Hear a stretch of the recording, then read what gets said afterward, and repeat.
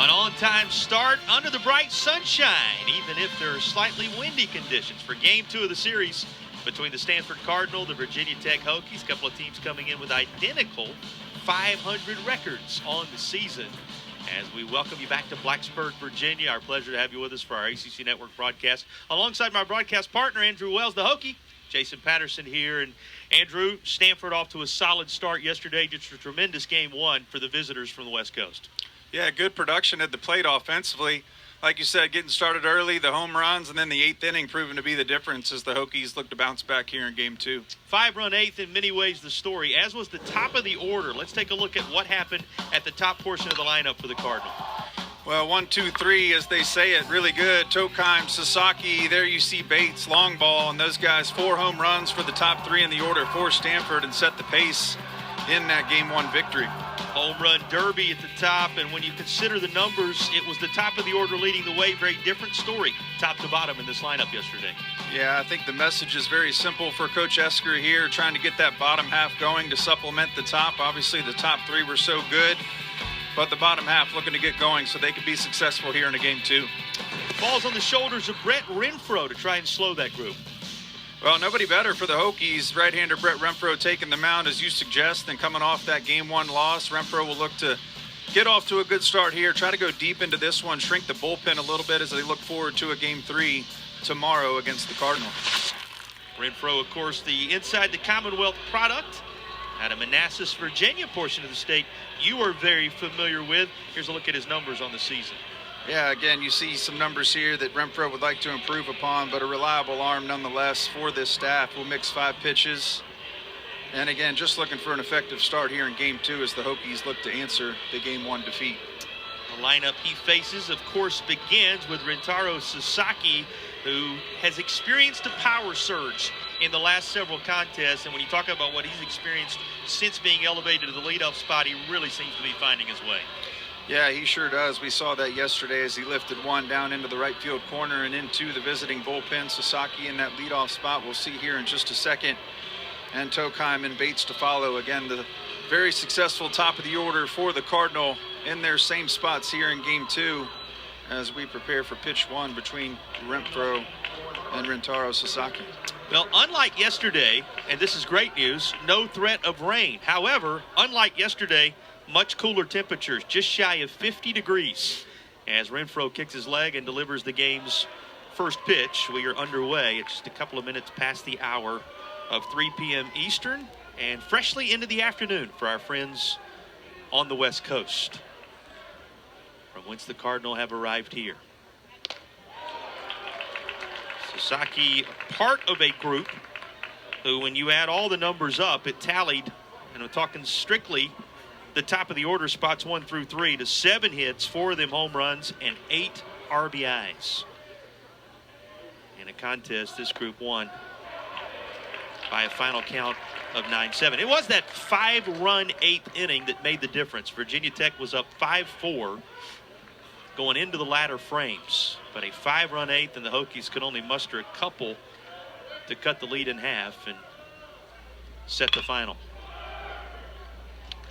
Bounce down to his counterpart at first base, and Gibson waves everybody off to take it to the bag. You see who's at first today. Let's take a look at the rest of the defensive alignment for the home team. Yeah, Ethan Gibson there moving over from the third base spot. Owen Petrich, the typical name at third, back in the lineup for the Hokies here in Game 2. Up the middle stays the same with Pete Daniel and Ethan Ball. Lacurdo Gates and Sam Grube left to right in the outfield. Grube, of course, bumping back from first base to fill that right field spot. Here's the guy that was the multi-home run performer yesterday, Teddy Tokheim, who, as you can see, understood the weather forecast on this day, and he's bundled up nicely. One with the long sleeves. We talked off air too. How do you approach this lineup? We've already touched on 1 through 3, really 1 through 4, and how good they were, but give Renfro credit. A lot of fastballs early. He pitches off that fastball, upper 90s. And you can tell he's dialed in here as he gets a quick strikeout there after the 3 unassisted off the bat of Sasaki. So a great start for the right-hander, and exactly what you would want if you're Coach Sheff and the Hokies. There you have it, elevated fastball. Stays up in the zone, almost identical pitch at the belt, swinging through. And again, Tokheim, a guy who goes deep twice. Renfroe says, hey, I'll take my shot. Quick 2 outs here in the first. You're seeing the reason Renfroe is in this spot. He's the guy on Saturday expected to help the Hokies in these type scenarios battle back. Of course, the rubber match tomorrow. It's an interesting scenario that both these teams come in 12-12, even if their ACC record's a good bit different at this point. Stanford picking up just a second Atlantic Coast Conference victory yesterday. That's going to come in and hit Bates. So it won't be a nice and tidy 1-2-3 start to the day for Renfroe, as the hit batsman means Moran gets to bat. Well, we've got a lot of themes I think we can touch on from yesterday. One of them has just occurred here in the top of the first of the second, or I'm sorry, with 2 outs. How many runs were scored with 2 outs for both of these clubs yesterday? So Renfroe so clean the first 2, 3 unassisted on the right side to Gibson, and then a strikeout to Tokheim. But there with 2 outs, Stanford breaks up the clean inning, as you suggest, able to get a runner aboard. And this is when a lot of innings got started yesterday for both of these clubs. Yeah, more often than not that was the case. In fact, out of the 24 hits these two teams combined for, 15 of them came of the 2-out variety in the 9-7 contest that opened this series yesterday.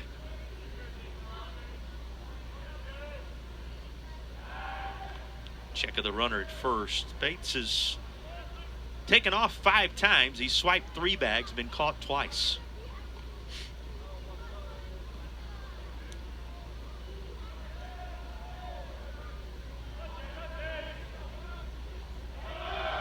Moving here, and the throw down in behind his arrival.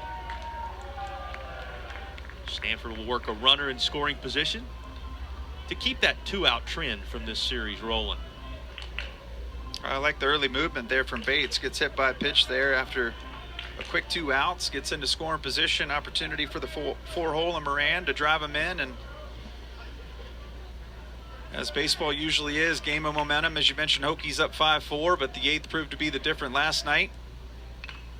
Cardinal looking to keep that momentum on their side. Get on the board first here in game 2 against the hard-throwing right-hander Brett Renfroe.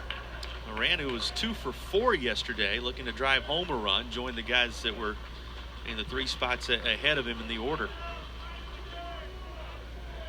Handled most of the business in that department in the opener. Both of his base knocks, as you can see there, were singles.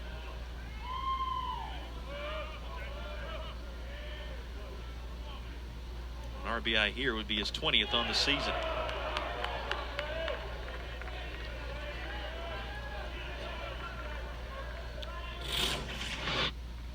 Take a look at that 2-strike pitch. You heard some noise from the crowd, and Henry Cook trying to bring it back in, but appeared to be a ball for 2-2 count, 2 outs.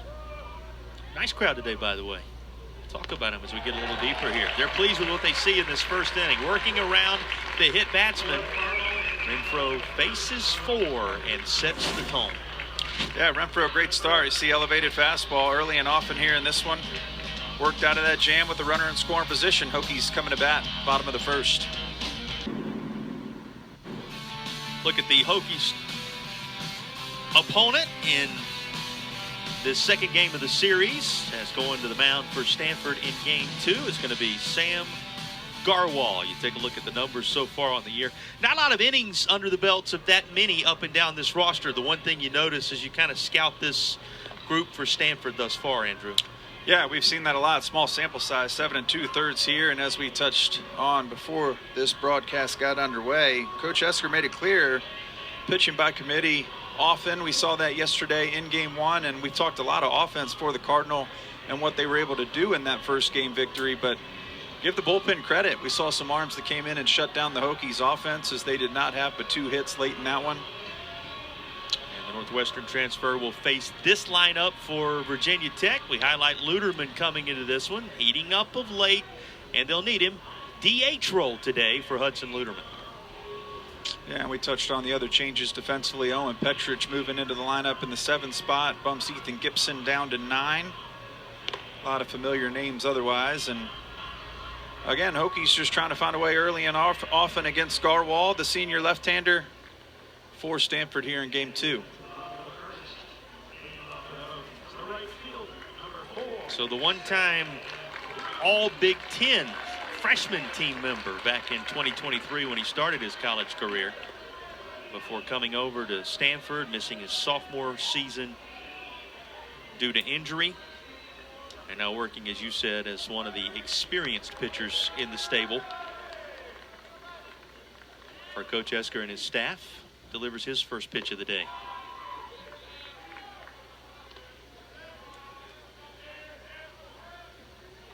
See the fastball over the top there for strike 1. So lefty for Garwal here with Grube at the plate. He remains in the top spot in the order, Sam Grube, despite the 0 for 4 contest yesterday. Remember the sophomore's heroics to wrap up the most recent ACC series, as he had the walk-off hit in the clincher against Duke this past weekend.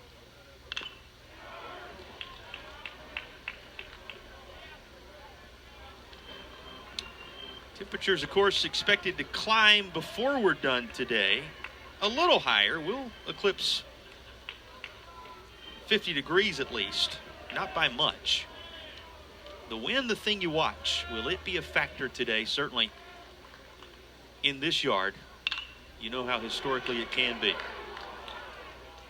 The shift was true, and that'll allow Gian to get over there and secure the 4-3 put out. You just saw the right side of the infield for Stanford. Here's the rest of the Cardinal defensive alignment.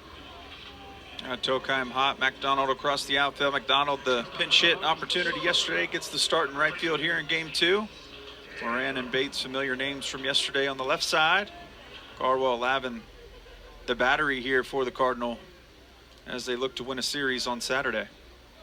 Yeah, Court McDonald in right made the most of 2 trips to the plate after coming off the Stanford bench yesterday. Earned himself a spot in the lineup. You know, still that portion of the year, Andrew, where you can make your mark and find your spot.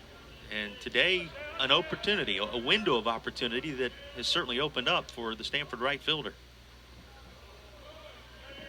Something the Hokies experienced a little bit of not that long ago, right? Yeah, that's right. Last weekend, Duke in town, pinch hit opportunity on Friday, solo shot. See familiar names the next day as they work their way into the lineup. And again, remember McDonald able to push that ball to the left side last night. Didn't look like really much of a threat, but it drops down in front of Licurdo in left field, and that's when things really got going for Stanford. Proved to be the difference as they put together a big 8th inning, put the 5 spot on the board, and really never looked back after the Hokies had the 1-run lead through the middle part of that game. Pete Daniel was stellar for Virginia Tech in the opener. His 4-hit contest, his first such in a Hokies uniform, as he doubled and drove home those 2 runs as part of the 4 for 5 performance. It was his 3rd career 4-hit game. As I mentioned, though, the first in these colors for Pete Daniel.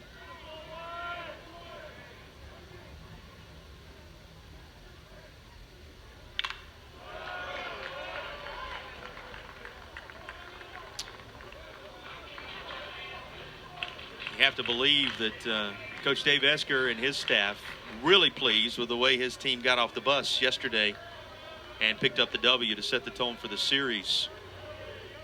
And we talk about it when you're the road team in any scenario, but when you've traveled across the country and then had that type of success with a game 1 that was moved up in time, you'll take it. Here's the punch out that takes care of Daniel here.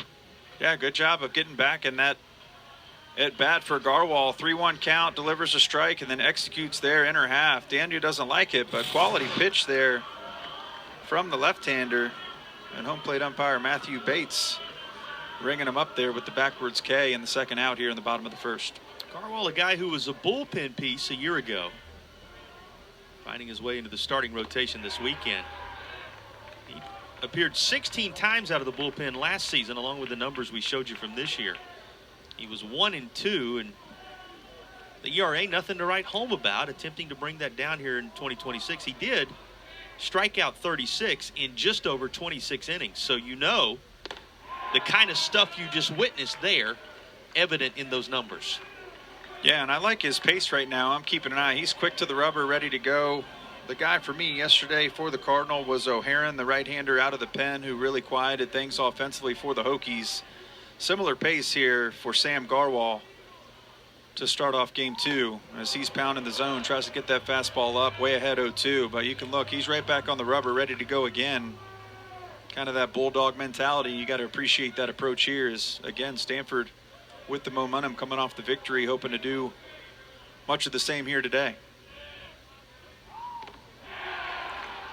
Garwal gets the punch out to take care of this first inning.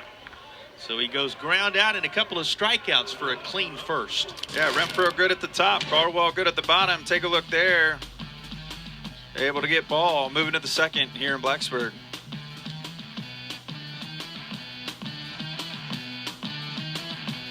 And done. A complete list of reasons why the ACC is great.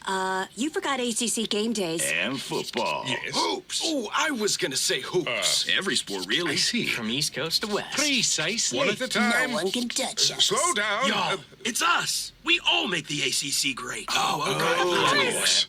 And football. And hoops. We're all attractive. And we're smart. Lacrosse. Swimming. Baseball. We're going to need a bigger board. What about fencing? Volleyball. We got them all. Smile so big that your eyes can go back in your face. Laugh so loud you can hear it from outer space. I really wanna talk to you. I really wanna know you. I really wanna talk to you. I really wanna.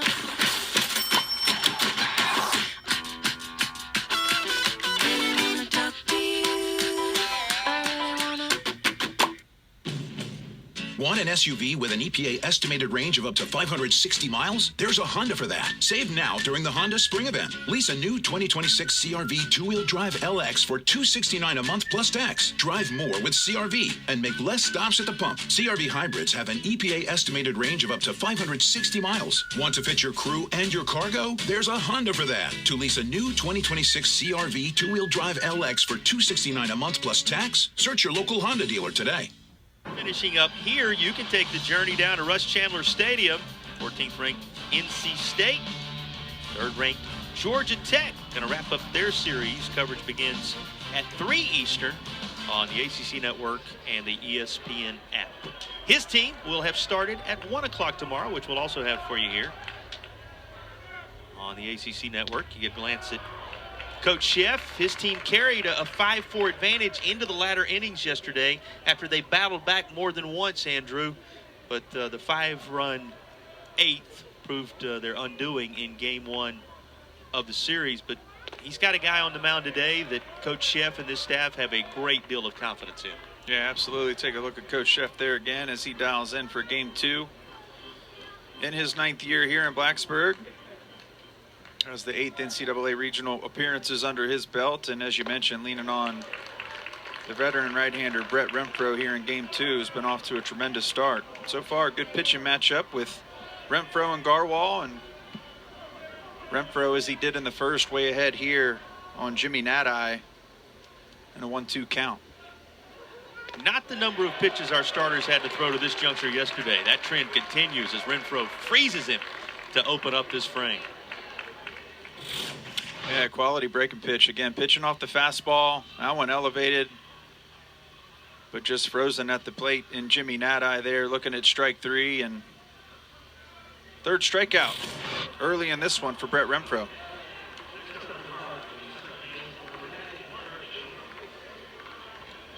Gian, like Nadai, went hitless yesterday. You know, really, for all the talk about the top 3 spots in yesterday's lineup for Stanford, you take that 8 hole once Court McDonald placed himself there, and the 9 spot where Ethan Hott was located. It's 8 going up around to the 4 spot in the order yesterday where all of the damage was done. This group sandwiched right in between, still the portion of the order trying to get the bats going for Stanford this weekend. Yeah, you'll take it, though. You're trying to get a part of your lineup going, but able to come out with a victory on the road in ACC play. Now, Coach Esker happy with that outcome as Renfro falls behind 3-0 here. So, as you mentioned, and as we touched on at the top, looking to get a couple guys going, but a lot of confidence in the top of the lineup. A couple pinch hit opportunities to extend that 8th inning where the Hokies really found themselves in trouble, an inning they would like to have back, which proved to be the difference in the game.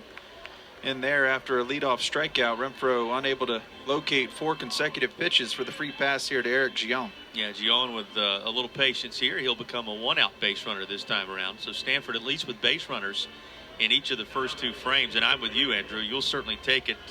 You'll take the type of production they receive from the top of the order in those final 2 spots in the order across the whole entire weekend and feel pretty good about your chances in the ACC.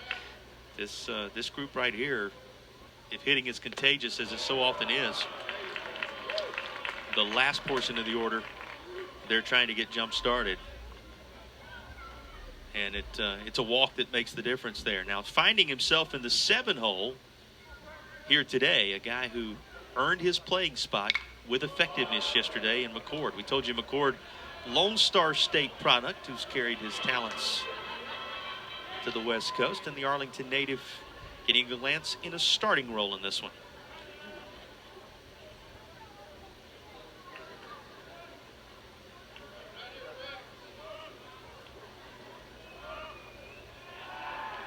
We'll check over at first base. Gion has swiped a couple of bags this year. He's been perfect. And the 2 times he has decided to take off.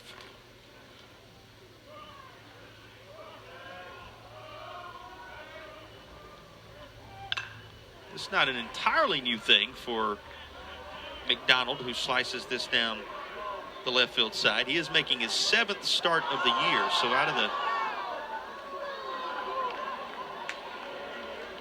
14 games in which he has now appeared, half of them has been in a starting role. Are the fans reacting to the scramble for the baseball? That's always nice when you got a full yard. They'll be enjoying everything happening on and off the field today. They'll enjoy what they saw from the starter right here. Another strikeout. Yeah, just frozen again there. Fastball outer half. Running away from the left-handed hitting McDonald, and well executed there by Renfro. Another strikeout, now 4 on the day for the right-hander. So Gion still aboard at first base, but now 2 recorded as he works to Luke Lavin here in the 8th spot.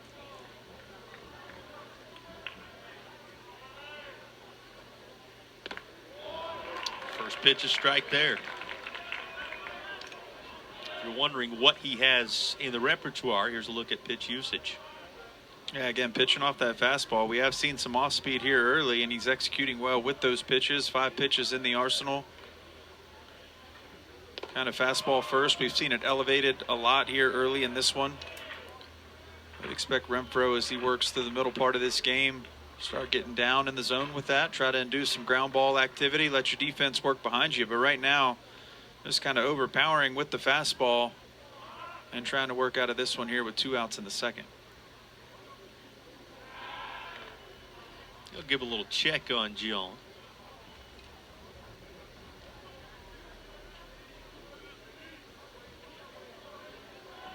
Before turning his attention back to the Stanford backstop.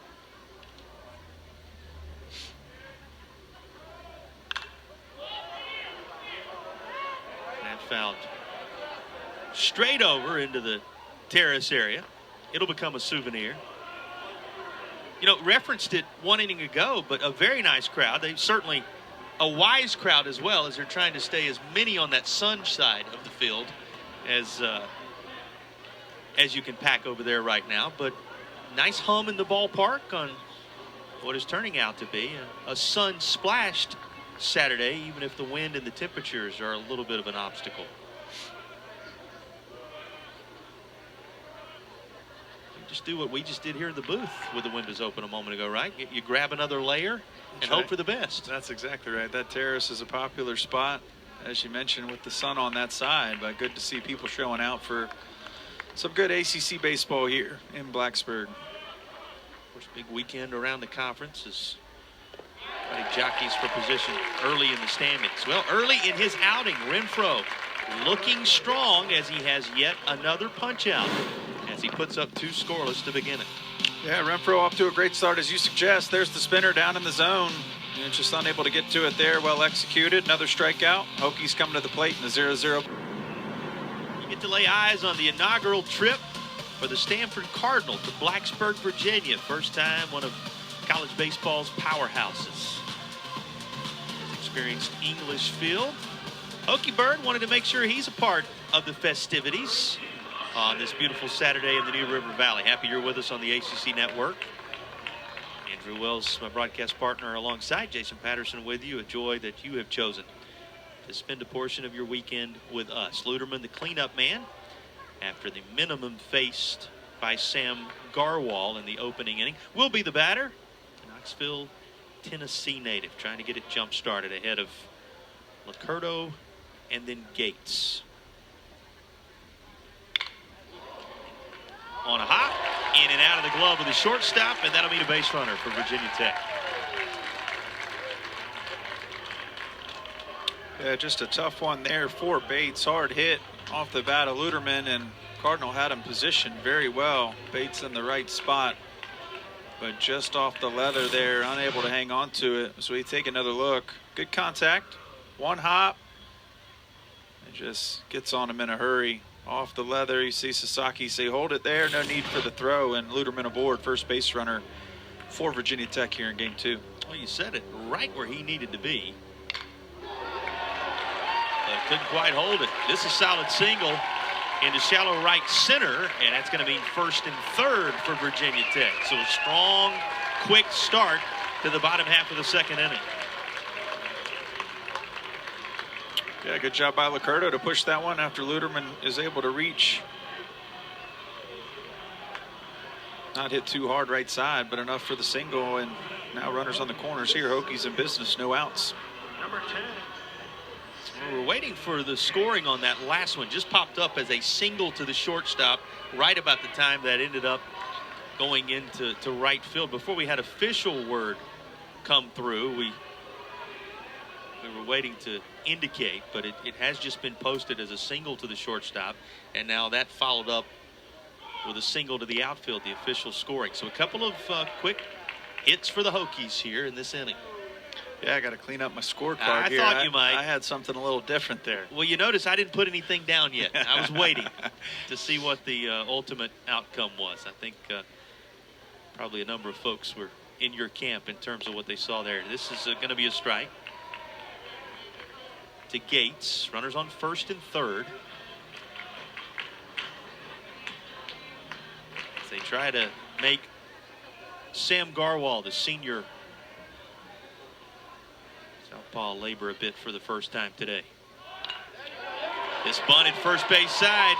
Only play going to be with the glove to first. Everybody's safe, and the Hokies lead it as they squeeze one in the bottom half of the second to start the scoring in game 2.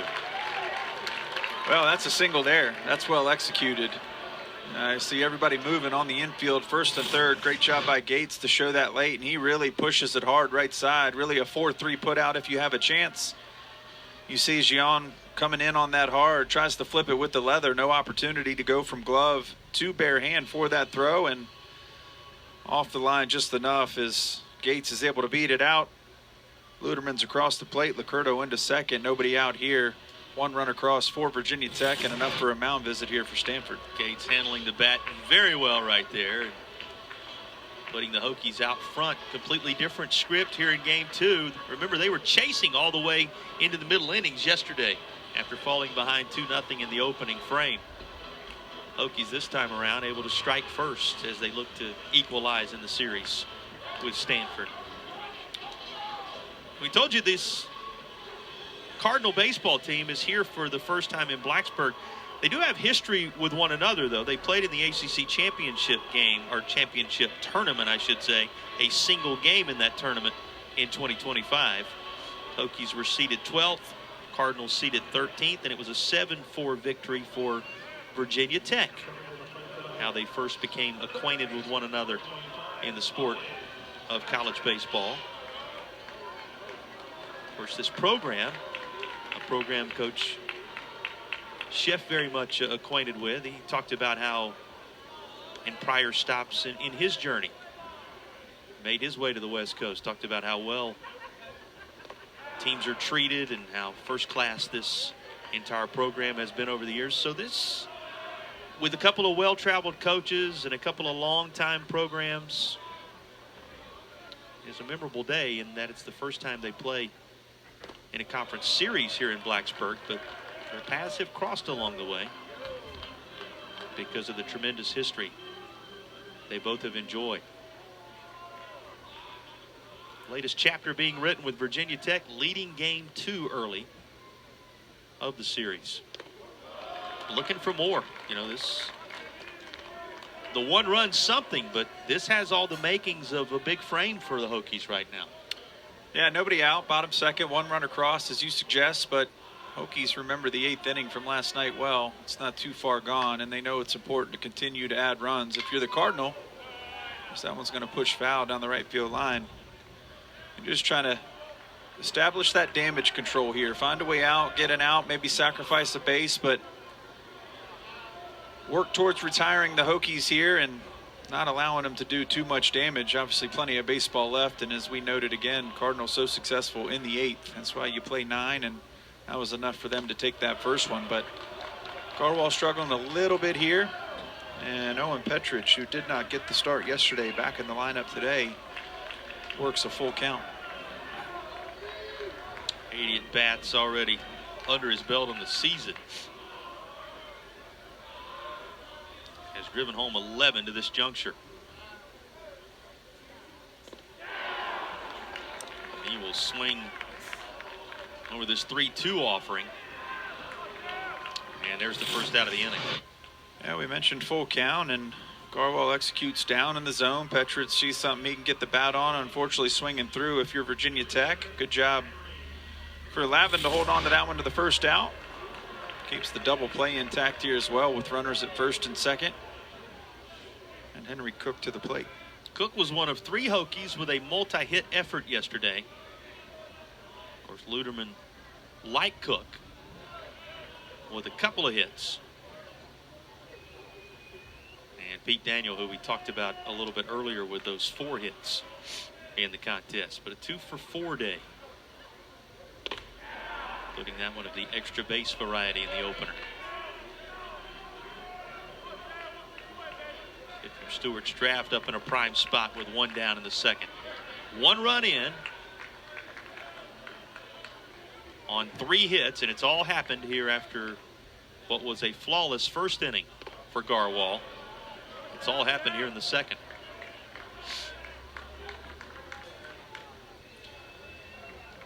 Henry Cook coming in at 157. A bat still trying to get going for Virginia Tech in the 8th spot. Really good opportunity here for the catcher. Able to lay off of that one from Garwal in the turf.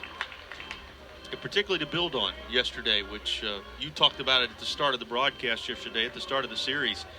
Here's a guy they would like to rely heavily upon, right? What he does in the field as well as at the plate.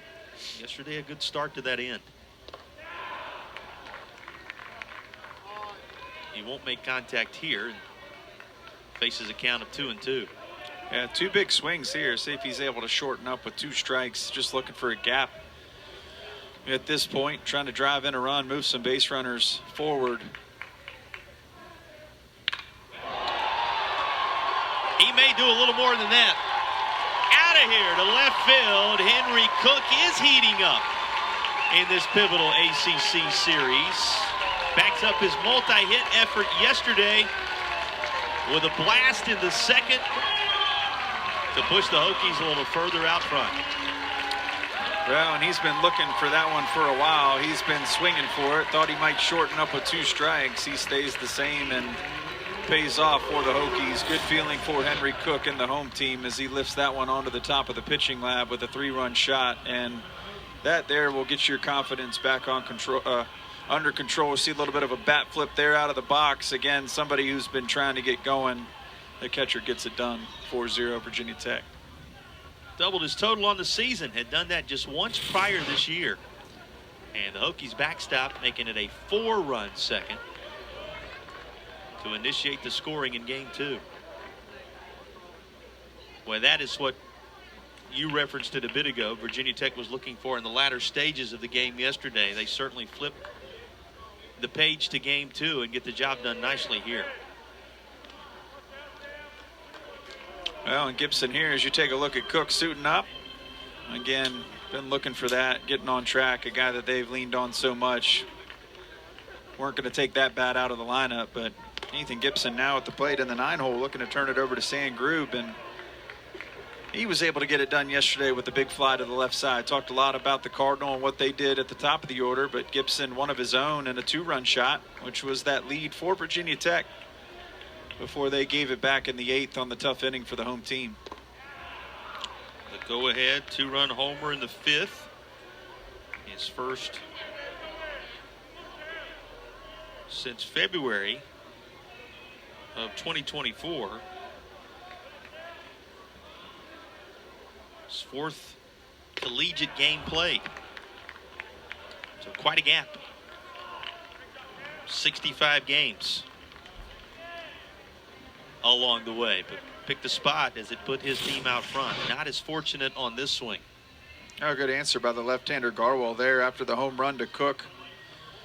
Works diligently there against Gibson and executing there for strike 3. So 2 outs recorded now, and see fastball, fastball, fastball.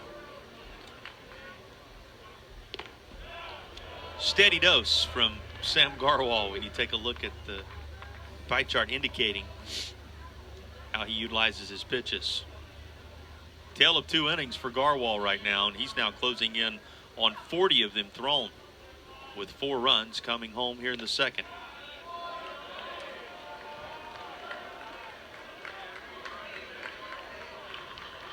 Grube saw him in that 1-2-3 first inning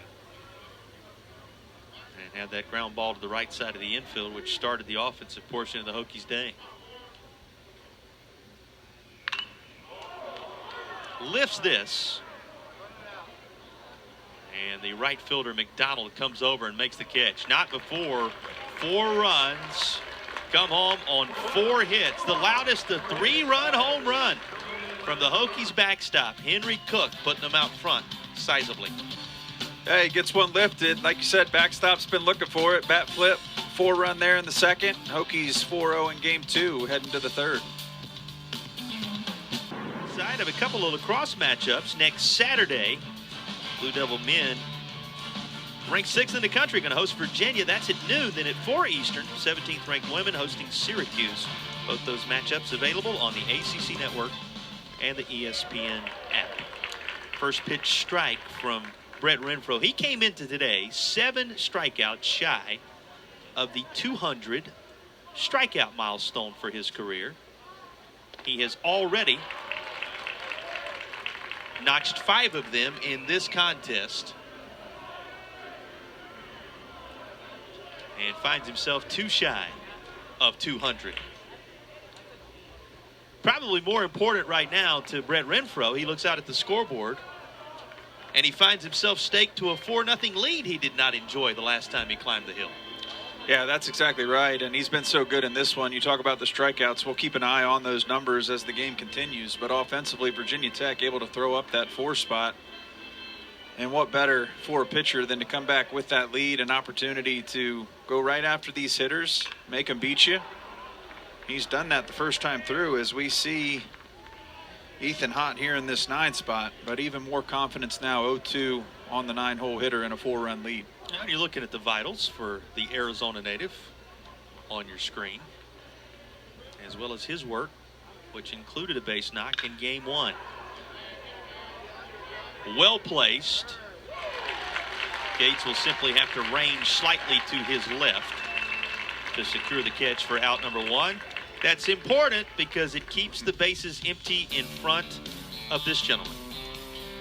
Yeah, there's the moonshot from yesterday, deep into the right field corner. Sasaki in the leadoff spot, always good when you can see him with the bases empty. And again, the top part of the lineup so successful, starting with Rentaro Sasaki at the top, as the shift will move to the right side and the left-hander standing in. But Renfro able to deliver that first pitch strike. And again, 4-run lead now, especially he's going right after these hitters as if he didn't see the long ball all day yesterday. Has the luxury of doing that, as you said, with that 4-run advantage. We give you the combined numbers, and we keep giving them to you in terms of what did the top 3 or 4 hitters in the lineup do. How about Sasaki personally? The home run you witnessed was also accompanied by a double, and he drove in a couple out of the leadoff spot in the order to open the series. And he puts a charge into this left field side, going the other way, all the way to the wall, and reaching up to watch it go is Licurdo, a round tripper for Sasaki on cue. After those images from yesterday, he is now homered in each of the first 2 games of this weekend series. That's just a good bat at the plate. He just proved to everyone here that he can go to any part of the field. Left-handed hitter going oppo there. The one yesterday gets deep into the bullpen on the right side, and Renfroe wants the pitch back, but Sasaki with good power, outer half, decent pitch, just over the wall there as Licurdo runs out of room. I think the crowd here thought maybe Licurdo had a beat on that ball as the glove went up and over the wall, but no such luck for Virginia Tech, and great job by Sasaki to answer with the Cardinal first run here in the top of the 3rd. There may have been those who believed that the hype surrounding Rintaro Sasaki when he came into college baseball a year ago maybe didn't bear itself out in those numbers. This is given a ride by who else but Tokai, although this will stay in the yard, if ever so slightly, out around the 400 mark. But he's already eclipsed those numbers here in 2026 when you talk about the power numbers. That was number 9. He's one shy of double digits in that department. And the way he is swinging it in full right now, we saw him almost secure an extra base hit down the left field line and then decide to work to right field. That was an oppo shot you just witnessed from him right there. He's doing everything now offensively that was expected of him when he arrived as one of the most heralded college players to come into the game in some time a season ago. You're beginning to see snapshots of just what he brings to the table. Yeah, that's absolutely right. We talked a lot about the movement in the lineup to the leadoff spot and what that's done for him. Obviously helped a ton. We're seeing it so far this weekend. That'll take care of the inning for Renfroe and Virginia Tech, but Sasaki took care of making sure Stanford is on the board with his 2nd home run of the weekend. Taking over a sophomore righty, in-state product. Going to be the 2nd to work for the Cardinal on this day. Yeah, so Garwal, the lefty, turns it over to Warner, the righty. And again, small sample size, 15 2/3, but we expected from the Cardinal. Hokie's able to put up the 4 spot in the bottom of the 2nd. 3-run shot from Henry Cook, the big one there. But as you look to the top of the 3rd, and Warner preparing for this Virginia Tech lineup. Good job by the Cardinal and Sasaki to answer with that solo shot, get a run on the board in what's now a 4-1 ball game. And again, can't say enough about the leadoff first baseman for Stanford. As you mentioned, can spray it all over the field, good power. So much hype around him, and he's living up to it as he's turning the corner both with the long ball, finding a way aboard, and been a tremendous leadoff guy for Coach Esker. Pete Daniel was a bright spot in the lineup for Virginia Tech yesterday as well. Yeah, shortstop's been really good for the home team. You see 4 for 5 with a double, 2 RBIs, turns it around twice up the middle. The first one of the bouncing variety over the head of the pitcher there, hard on the ground and into center field. And just continuing to get the bat on the ball. See another one down in center. So Daniel in the 2 spot today. We'll try to get going here to lead off the bottom half of the 3rd. Matched his career high with that 4-hit performance. While at Belmont in April of last year, secured just that many against UT Martin as a 4 for 5 performer. And then last May on the 21st, to be specific, against Murray State, went 4 for 7. 4 for 5 in ACC competition yesterday.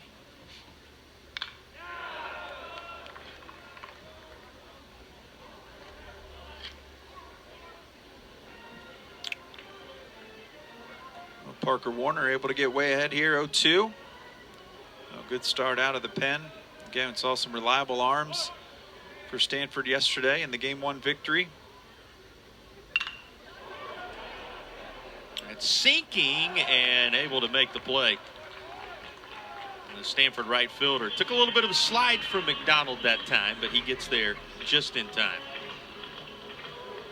Yeah, dangerous one indeed. That gets away, and Daniels got a lot of time to get around the bases. Good job by McDonald to stay with that. You see kind of the slide outside the ball, and then the backhand, the lefty with the leather for the catch. But any mishap there, that one's got a lot of room to roll. Good first out nonetheless for Stanford. You know, Parker Warner, a reminder of just how much of a work in progress, as we talked about coming into the weekend, the pitching staffs are certainly at this juncture in the season. He's a guy utilized in very different ways as a freshman last year for the Cardinal. In fact, he made 6 starts out of the 9 appearances he made yesterday, or last year I should say. 6 of them starts. We saw so many different guys yesterday who that was the story as well, and 2 of those in ACC games. Here's the pitch location for Warner, who comes out of the bullpen in this weekend series. But 2 ACC starts, 6 total starts in his opening season there on the farm. And think about what this coaching staff is having to do with this pitching staff right now. A guy who's been used to at times giving them some length, called upon to hold things steady in a 4-1 contest. Well, we'll see how that plays out through the remainder of this series. We saw 5 arms to the point of the bullpen yesterday, both for the Cardinal and for Virginia Tech. So both went deeper. I say both went deeper than they may have expected. I think the Cardinal was very much in line with where they thought they would be, but maybe a victory within a victory if you're Stanford and Coach Esker got a little deeper into the pen in Game 1 for Virginia Tech than maybe Coach Sheff would have liked to be. So 5 both ways, second one now here today, and again a 27-inning game across the weekend. We'll see how that plays out for both of these clubs. Renfro right now on the other side trying to shrink that bullpen just a little bit for the home team, and a good start through 3. Patience for Ethan Ball, who will toss the equipment aside and work his way to first as a 3-hole hitter draws the free pass.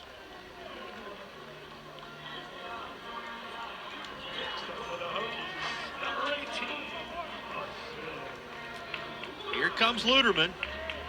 Luderman right now leading to the charge, this middle portion of the order, all having notched a hit. In fact, the 4 hits for Virginia Tech, 3 of them coming from these next spots in the order in succession. Not only did he come away with a single, he eventually came around to score one of those 4 runs.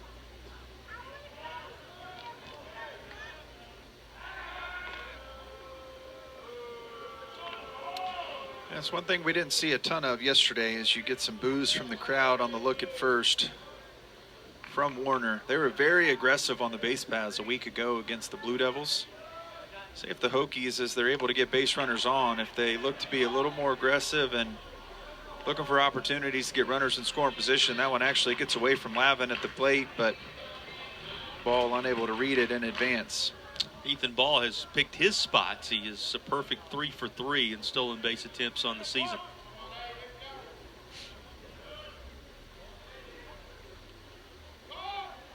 Moving now. And that swing will see to it that everything resets.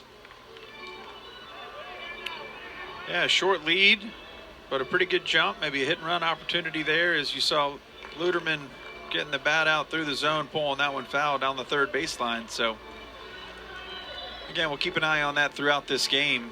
Hokies with the 4-1 lead. Obviously know that they want to extend after the outcome of last night, where they were unable to hang on to the 1-run advantage. I noticed that somehow in between innings you ended up with chicken and waffles over there. tell you what, I wasn't going to talk about it, but boy, do they smell good. Chicken and waffles and some chicken bacon sandwich here from the stadium chef was a nice treat. I like how you're involved in the Taste of Tech, as it's being called. Of course, the athletic department introducing the Taste of Tech, the new campaign, celebrating all the exciting food options that are available at Hokies athletic events, and baseball helping flagship that a little bit right now. And I'll say this, smells good. Put in the air, right field, on his horse out there and backing up, finally reaching up as McDonald. He makes the catch, and now the runner will have to retreat. So with 2 away, it'll be a runner at first. But, you know, a lot in the lineup when it comes to the Taste of Tech. You need to check that out if you haven't online. Go to the Hokies website. Gives you a sense of what's there. Again, chicken and waffles, cheeseburgers with some classic takes, all kind of things that you can find at concession stands during Hokies athletic events. One of the points of emphasis, and I know you're honored to be a part of perhaps the inaugural experience here. Yeah, like I said, great to smell, if nothing else. Appreciate them dropping it by. And we talk so much about the facilities here in the terrace down the left field side, but really good things happening down the right field side as well. See the tent down there and some setup with some picnic tables. Just some really neat opportunities here at the ballpark to take in a game as local fans and families visit English Field. Of course, don't worry, grilled cheese food truck, one of the popular scenarios, will still be in effect here in Blacksburg regularly with the jalapeno, pepper grilled cheese, brunch inspired bacon, egg, and cheese, grilled cheese. All that's there, and the concession stand's going to enhance it with some of the offerings like the one we're having to just right now eyeball here in the booth. That's correct. 2 down and a runner at first. The Hokies battle back in this series to the tune of a 4-1 lead in Game 2, looking to even things on this Saturday. There's a nice change of pace there provided by Parker Warner as Lucurdo finds himself in an 0-2 hole.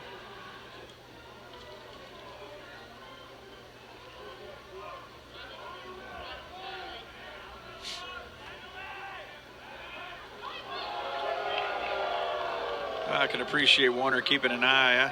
I like the idea, 2 outs, 2 strikes as well. Ball able to run here. The crowd does not like it, but I think he appreciates getting them excited with the look at first throughout this at bat. Those are the fans that are in the shade. Yeah, keep it moving, right?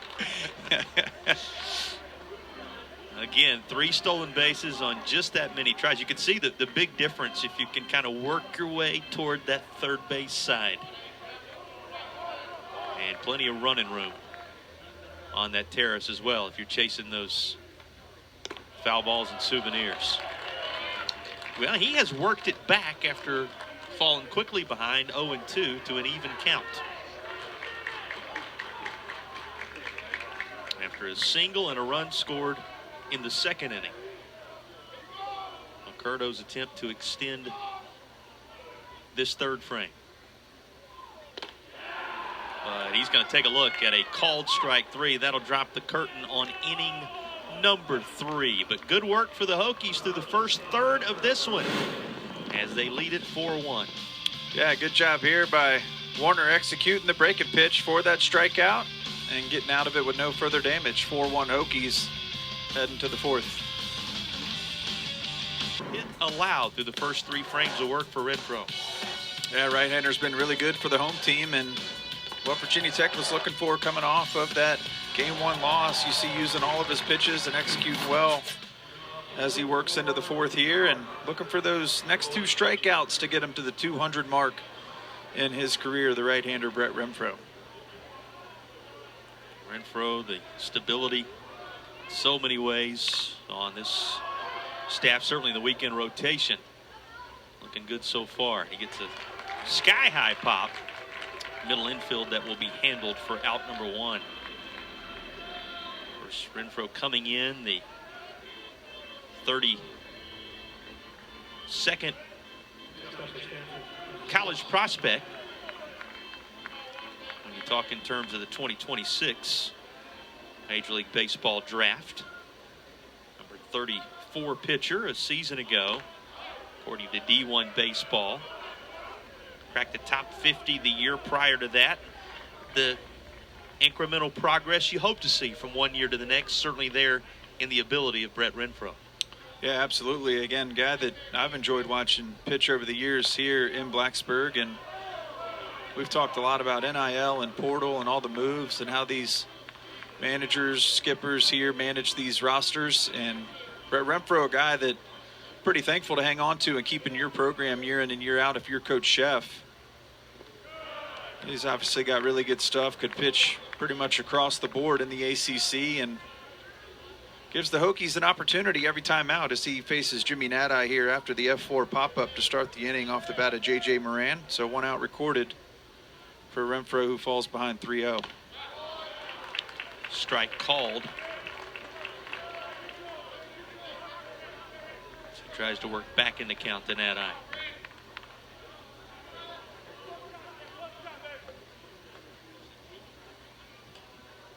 And fouled back by Nadai this time. Of course, Renfroe was invited to USA Baseball Collegiate National Team Training Camp after notching an All-ACC third team selection among pitchers in the Atlantic Coast Conference a season ago.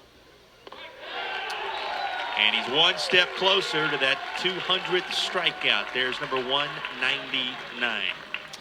Well, next Saturday, 10th ranked Florida State going to host Notre Dame at Joe and Graff Field. That's 2 Eastern. Then at 6 right here in Blacksburg, Virginia Tech hosting the Clemson Tigers. Both those games available on the ACC Network and the ESPN app. Hey, there's the site just across the way where Clemson and Virginia Tech will meet on the ACC Network. First pitch strike to John, and he's now on the doorstep, sitting 199 with the 6 strikeouts so far in the baseball game is Brett Renfroe. Well, 199 was pretty too. Got behind 3-0, executed a fastball 3-1, brought it to 3-2 on another quality pitch, and then spun one in there for strike 3 looking against Jimmy Nadai. Now a strike away as he gets way ahead 0-2 on Eric Gion here, and he's a pitch away from 200 in his career.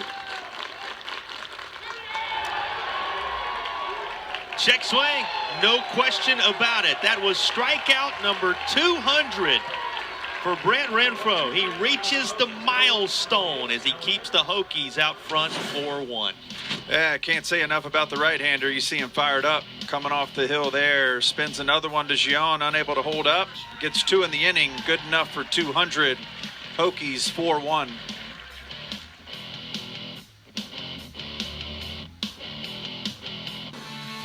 Fans in Blacksburg just witnessing the 200th career strikeout from Brett Renfroe, the junior right-hander, already having struck out 7 in this contest, limiting Stanford to the 1 hit. Of course, you'll remember it. It was the loud one, Sasaki's home run.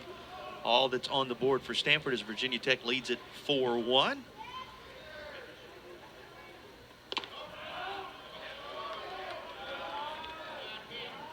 And we're now joined by Coach John Sheff in the Virginia Tech dugout. Thanks for taking a moment and joining us, Coach. Yes, sir.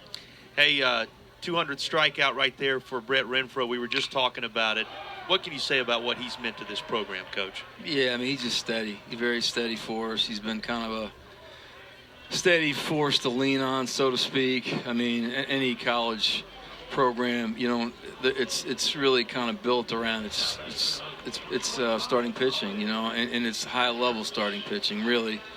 And he's certainly been that. So, I mean, we've just been blessed to have him being a Virginia guy, being a Stars guy, you know, with us. Just a plus. Coach, I'm going to stay there, go to the offensive side, and some veterans for you. What's Henry Cook meant to this program, and what's that home run mean to Henry Cook and how he gets going this season? Yeah, well, I mean, he's, you know, it's kind of a similar thing to Brett, you know, a Virginia guy, a steady guy. He's kind of given us stability behind the plate. You know, he's been kind of through some struggles offensively this year, but, maybe hopefully that kind of gets him going. He's been pretty good as of late, actually, as that bats are getting better and better. And the season goes, it's full ups and downs, and you got to kind of ride them a little, ride the ups and downs. And usually the older veteran guys like a Cook can usually handle those ups and downs more than others. Well, Coach, we appreciate your time. Thank you. That's Coach John Sheff. Boy, what a play there on the right side of the infield, going to take care of the second out of the inning. Yeah, you go back to the conversation there, and you can tell in his voice how much that inside the Commonwealth product, the Manassas kid, means to him in Renfro. This is worth another look, that solid play on the right side. Yeah, see Petrich after the strikeout in the second trying to get going, but instead tremendous play there by Gion on the right side of the infield. Good job by Sasaki to dig it out as well, and 2 quick outs there as we chatted with Coach Sheff about his veterans and Cook, who's now at the plate, and the right-hander Renfro, who has put together a terrific start here in game 2. But quick work here from Warner. Yeah, there's a couple of outs there for Virginia Tech, allowing Warner a little bit of a reset from what he experienced an inning ago in terms of where the pitch count was and where things are now for the Stanford arm out of the pen. With 2 down, guy we just talked with Coach Sheff about a moment ago, who has the loudest swing of the day thus far. At the plate again and out front. 3 balls, no strikes. Well, and I like what Coach had to say as well. Cook is a guy who's been around the program, why he's a veteran, why he's a leader, why Coach Sheff has so much respect for him. And he's just one that can manage those struggles as he works so hard there, both in that at bat to get the walk, but also over the course of this season. Again, a guy that's coming in and hitting 157. That's not very typical for a Henry Cook, but kind of able to put that aside, have a really good at bat there to draw the walk and extend the inning, break up the clean inning, and an at bat to go, lift one on top of the pitching lab, which is just incredible confidence for the catcher as he continues to improve upon his year at the plate. His 3-run blast capping a 4-run second inning. We didn't talk about it at the time, but it's worth reflecting on that second inning and the different ways in which the Hokies scored there. They squeezed in the initial run with a bunt on the right side, and a bunt and a blast end up being the inning. You got the 3-run shot of Cook behind that. So Virginia Tech showing the very versatile nature offensively that the Hokies bring to the table as they look to equalize in this second game of the series. Gibson looking at a 91-mile-an-hour delivery. Again, 2 down in the inning. Cook after drawing the free pass over at first base.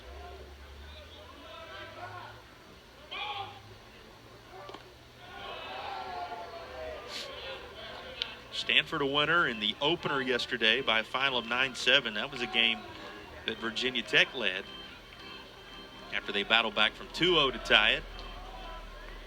We're down 3-2. We're down 4-3. Ultimately went up 5-4 before a 5-run 8th inning. Ultimately set the final. This is winding toward the line, and it's going to land just foul down that right field side. Not a bad thought, but just couldn't quite keep it fair. Yeah, not a bad thought. Had a chance. Extra bases for sure if it gets down, but good job by Warner as he's able to get in on the hands of Gibson enough to push that one foul. You mentioned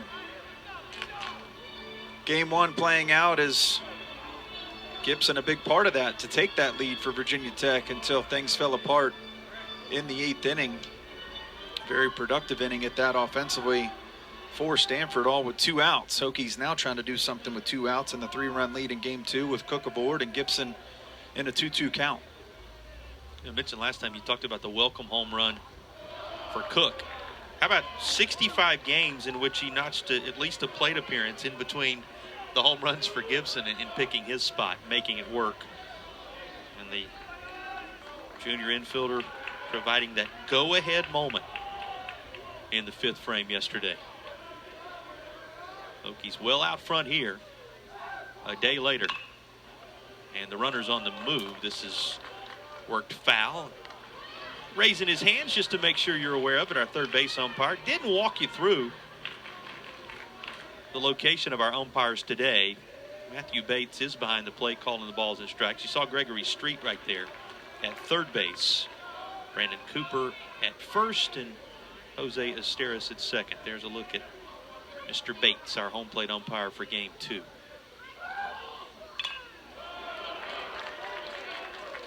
Well, he's going to get his exercise right now, as if a guy involved in every pitch in the ball game. Henry Cook doesn't get it already. He keeps starting and stopping on these 3-2 pitches. And he'll retreat to first as we're getting set to do it again. Well, good at bat here between Warner and Gibson. Pitch is good enough for Gibson to go after him. Pushes one left, fouls one right. Another 3-2 coming. Here's the latest payoff.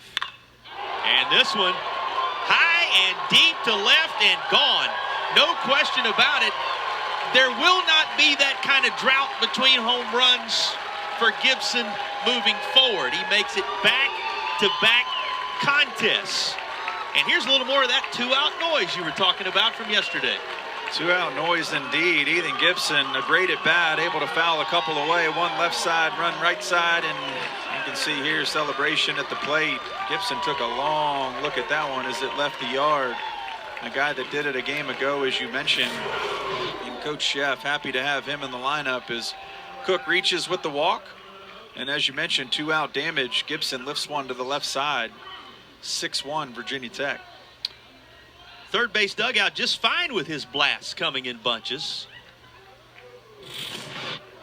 And he joins Sasaki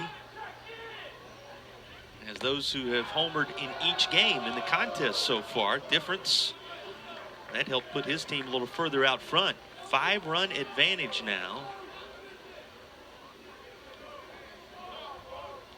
for the Hokies.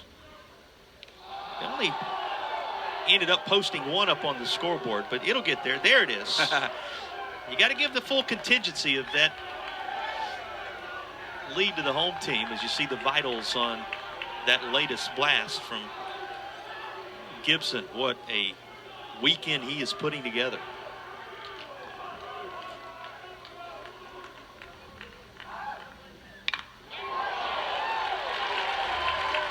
And that is out into the outfield.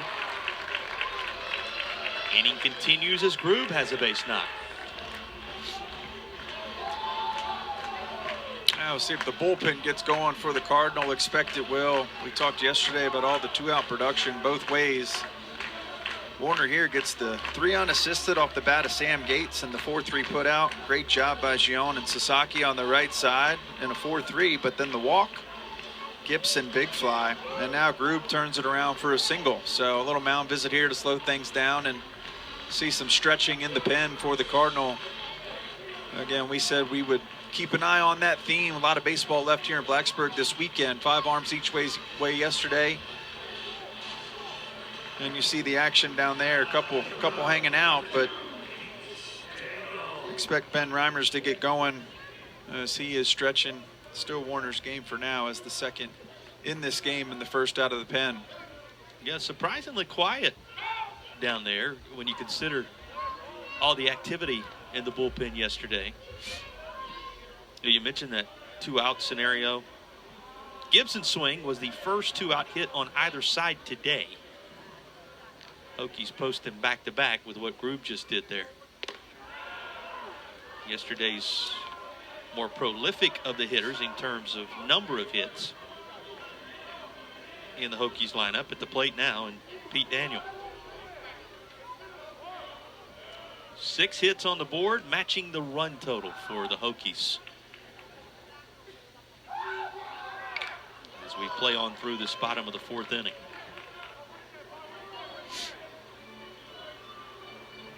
Home team using every other frame to post runs in the early stages of this contest. Well, now toward middle frames, really. Stanford's going to come to bat in the 5th, having been limited to just the single swing of Sasaki thus far. He'll place the tag on Grube, who they check on. Leadoff guy's got some speed. He swiped 6 bags in 7 tries so far on the year. dancing around over there at first, but not headed anywhere, and the swing and the miss ends the inning. But the inning marked by back-to-back days in which Ethan Gibson has left the yard for the Hokies. Yeah, he gets his name called here this weekend against Stanford. Saw the 2-run shot for the 5-4 lead yesterday. That one good enough for 6-1 here in game 2. The lead, Brett Renfro, is staked to. Grew a little larger with a 2-run bottom of the 4th. He has given the Hokies some length on this day as he goes to work against the bottom 3rd of the Stanford order. Just picked up his 200th strikeout to drop the curtain on the top half of inning number 4. And, you know, we were watching, they were trying to corral the baseball there for a little bit. Somewhere it has been set aside for safekeeping so he can have that lifetime souvenir. And what a moment. You always love it, and you know how his teammates feel about a guy when you see the type of reaction that we witnessed as we were going to break. They were frantically trying to make sure for Brett Renfro they had gathered up that piece of memorabilia. It meant a lot to the third base dugout what he was able to accomplish. A personal milestone, yes, but a guy that they're certainly right in there with, Andrew. Yeah, absolutely. And what they needed from their starter in game 2 is he's now a strike away from 201. As you mentioned, gets that game ball. His teammates welcoming him on the third base side to end that last inning, and a good bit of energy from Brett Renfro as well. See, just 52 pitches on the day. He's had a couple really short at bats, letting his defense work in addition to the strikeouts that he's been able to tally. So pitch count in his favor. The 6-1 lead also in the favor of the home team. But we know what this Stanford squad can do. We saw it yesterday with the long ball, and particularly at the top of the lineup to get going with offensive productivity. But there it is, 201, ball down in the turf. Good job by Cook to corral it and make the throw for the 2-3 putout. Yeah. Cook completes it. That takes care of Court McDonald. It'll roll the lineup on around to Luke Lavin. That is the 6th time in his career that he has notched 8 strikeouts in a game. Now, on 3 other occasions, he has picked up more than 8 strikeouts in a contest. He struck out 9 against Indiana State in February a year ago. We'll give you the other 2 after this. Trying to barehand it short, but it will pop out of that potential barehanded opportunity, and a base runner is going to be there with 1 away. That's a tough play. That's a ball that's buried in the turf there at the plate, and a big hop. Pete Daniels got to take it on 2, and he knows his only opportunity is bare hand. So great effort there by the shortstop. Unable to execute. Luke Lavin aboard here with 1 out for Stanford. It is ruled a single, so a single to the shortstop for Luke Lavin. And now the 9 spot in the order, Ethan Hott, who occupies that for the 2nd consecutive day. Those games in which he had double-digit strikeouts, March 8th, 2024 against Notre Dame in ACC play. And the other 10 strikeout performance, May 21st of this past season against the Clemson Tigers. 10 strikeouts on that day, sitting at 8 right now with just the 1 hit allowed prior to that infield single you just witnessed. So 2 hits, 8 punch outs, and now 4 1/3 for Renfro. And you know, no reason to believe with the way he's dealing right now and still shy of 60 pitches, he may not flirt with that career high in terms of punch outs on what's already a milestone day for him. That just misses. Well, keep an eye. Ethan Hott in the 9 spot. Lavin able to reach on that infield single. We all know who's waiting on deck in Rintaro Sasaki. So 6-1 ball game. Renfro very successful so far in this one, but trailing 3-1 in this at bat, and knows he's turning it over. Wow. 94 never feels good. Comes in and catches Ethan Hott. And there are 2 on. You know who's coming up now. Yeah, and we've talked about Sasaki. That one there going the other way. Gets the hands extended, left side, Licurdo back. Again, fans thought he had a read on that ball, but not enough room to bring it back into the park. And Just like that, Stanford working here as the 8-9 are able to get aboard single and a hit by pitch. And that hit, that loud swing, was the only hit of the ball game coming into this frame. And how have the Cardinals scored thus far in the series? Well, you know the weapon they've used. Hokies, in many ways, right there. You know, we talked about it coming into the series, that both these teams love the long ball. Both these teams can swing it well. That's never been a question mark on either of these rosters. And the ballpark here, conducive to exactly what they both do well. Well, that's exactly right. I'm looking at the flags at the moment, and they are about as straight out as they could be for this Cardinal offense as the top of the lineup's coming to the plate with one out in the 5th. Saki kind of loops one toward that left field line, and that is not easy to track if you're at the hot corner. That's nicely done by the Hokies third baseman. That's very well done. Sasaki frustrated going back to the dugout, but give Renfroe credit on the pitch. He tries to turn on that one much like he did last night in the home run into the bullpen, instead the other direction, and Petrich is towing the line down that way. No chance for Licurdo. Great catch by the third baseman for a big second out. Lost the lid, but he had what mattered in the end. There's a look at the flags just above the batter's eye to back up what you just shared a moment ago in this hitter-friendly environment. Tokheim took advantage yesterday. He liked the yard in his first glance at it. A multi-home run effort in the opener. Pitch just off the plate away.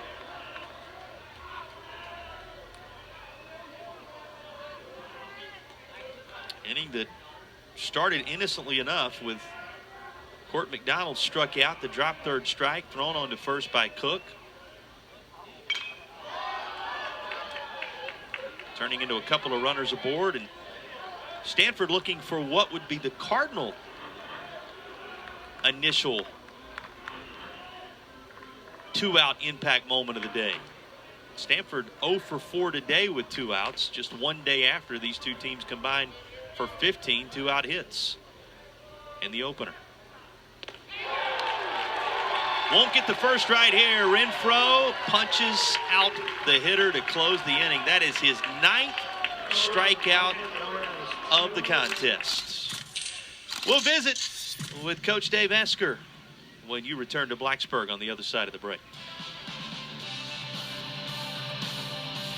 Now by Coach Dave Esker, the Stanford Cardinal. And, you know, Coach, we were talking just a moment ago before going to the break about the home run ball this weekend. Top of your order, swinging it very nicely yesterday, and certainly Sasaki with another big moment in the early stages of this one as well. Yeah, they really have. Both of them swinging well. We needed a little something there with some runners on base, and we didn't get it, but for the most part, for sure. We just got to have some better at-bats. Yeah, Coach, you speak about better at-bats. Obviously successful last night. Brent Renfroe throwing it very well for the Hokies. How do you get to him a little bit and try to move into their bullpen here in Game 2? Yeah, you know what? Just obviously getting a big hit with runners on would help, and he's been just throwing the ball right down the middle and overpowering us for the most part. He's had a good mix. He's got outs. He's creating outs with the fastball and the curveball, and he's pitching very well. We just hope maybe he lightens up here after about 75 pitches and drop a mile or two and maybe get a few barrels. That sounds good, Coach. From your bullpen perspective in your arms, obviously saw 5 yesterday. Hokies threw 5 as well. You're into the pen here, as you suggested last night. That would be your approach in this weekend. What does that look like the remainder of today and into Sunday's finale? Yeah, for sure. You're going to see a number of arms for sure, you know, and we just got to keep running them in and out to get some experience, get some confidence with some of these guys. And you know I don't like it when people change pitchers in and out, inning after inning, and that's kind of what we have to do right now. Well, Coach, we appreciate your time. Thanks for visiting with us. Thanks, Coach. Thanks, guys. Take care. Well, he shared kind of what you were talking about a little bit earlier, and something that both coaches talked to us about this week, that in these weekend series, you're really still trying to provide opportunities for so many of those arms. He said, you may not like it, but it's kind of what you have to do at this phase until some of those roles are defined, and that becomes the big question mark the rest of the way. in this series in so many ways, Andrew, as this is popped left field side. All taken care of there, as there is one away in this inning. Well, as we said, a lot of great opportunities for you on the ACC network, including 14th ranked NC State, 3rd ranked Georgia Tech, as more baseball action continues. Finale of their 3-game series at 3 p.m. Eastern time tomorrow at Rush Chandler Stadium. We'll have it on the network. You can also access it anywhere in the world on the ESPN app. The finale of ACC weekend. And, you know, that is really the story of so many of the ACC weekends right now, is, you know, we're waiting on in to the latter stages of the month of March, and April's on the horizon, and the teams that have the luxury of figuring out who's going to be in which role and how it's going to shake out, you'll begin to see them hit their stride in these next couple of weekends or so. Yeah, that's for sure. And the good and the bad of it, baseball is a long season, a lot of baseball, a lot of games. I talked about Stanford and their travel, which adds into really what's a very strenuous stretch of 2 to 3 months of ball. And as you mentioned, they try to find their stride in middle part of the year and work towards postseason play, whether ACC and beyond. Both of these clubs hoping to get there as they come in at those 500 records both ways, 12-12. Hokies trying to get back to that even mark in the ACC. Stanford able to pick up their 2nd win in conference play yesterday here in Blacksburg with that Game 1 victory. But as you mentioned, finding their way, and it doesn't get easier week after week with the competition that you face in the ACC. Well, you saw that. We just talked about a top-rated matchup when you discuss national rankings that will be on the ACC network tomorrow about the time we're wrapping up here in Game 3 of this series. Yeah, we could ask Coach Esker about the bullpen as well. I was curious, again, the 5 arms both ways, typical for Cardinal as we expected in what Coach had to share with us yesterday. Maybe atypical for Virginia Tech. Brett Renfro trying to fix that here in Game 2 with a great start through 5 innings. But we also noticed the bullpen has been quiet for the Cardinal, as Warner just the first arm out of the pen behind Garwal and doing a good job to eat up some innings for the visitors here in this one as well. When you talk about how difficult it can be in the ACC from one weekend to the next, from one game to the next, you just glance at the scoreboard today, a 17-0 advantage for Boston College over a nationally ranked Virginia squad today, a day after Boston College took the opener yesterday. So, you know, there is nobody that you can sleep on in this league from one weekend to the next. That's a Virginia team that had won 7 consecutive ACC series coming in, and barring some kind of major comeback today, Boston College is going to take the first 2 games of that series. And the standings already, as it speaks to just how much parity there is across the ACC, somewhat of a jumbled mess. Weekends like that make it even more so. Well, absolutely, and we'll see that over the course of this season. Happens year in and year out. It's why you play the game, right? Everybody's stacked up. Obviously, there's a favorite, there's an expectation. And this one, very competitive series. Had an opportunity to be part of a very competitive series last week in Virginia Tech and Duke here in Blacksburg. But as you mentioned, Boston College going in that one. Virginia very hot, winning a ton of games. But BC right now out in front with a statement in Game 1 and trying to get it done in Game 2 as well. Yeah, 17 runs on 15 hits for the Crew. Wow. Out of Beantown. Glancing at other scores around the ACC. Miami leading Clemson 3-0. That's in the 6th inning. Louisville up 3 on Pitt at 8-5. That one in the 7th frame. And North Carolina taking care of Notre Dame by a single run, 6-5, with Florida State, one more to report your way, leading Duke 10-7 as Seminoles try to take the series. That's been the one, I guess, one consistent. Link Jarrett's team right now playing very good baseball as they stand atop the ACC with what they've put together. Here it is 6-1. And the Hokies are looking for a little more. Runner out in scoring position now with 1 away for Licurdo, who is at the plate. Yeah, Licurdo seeing the ball well. Tough day at the plate yesterday, but a contact guy. Has a single in this one back in the second. Single here would give the Hokies a 7th run.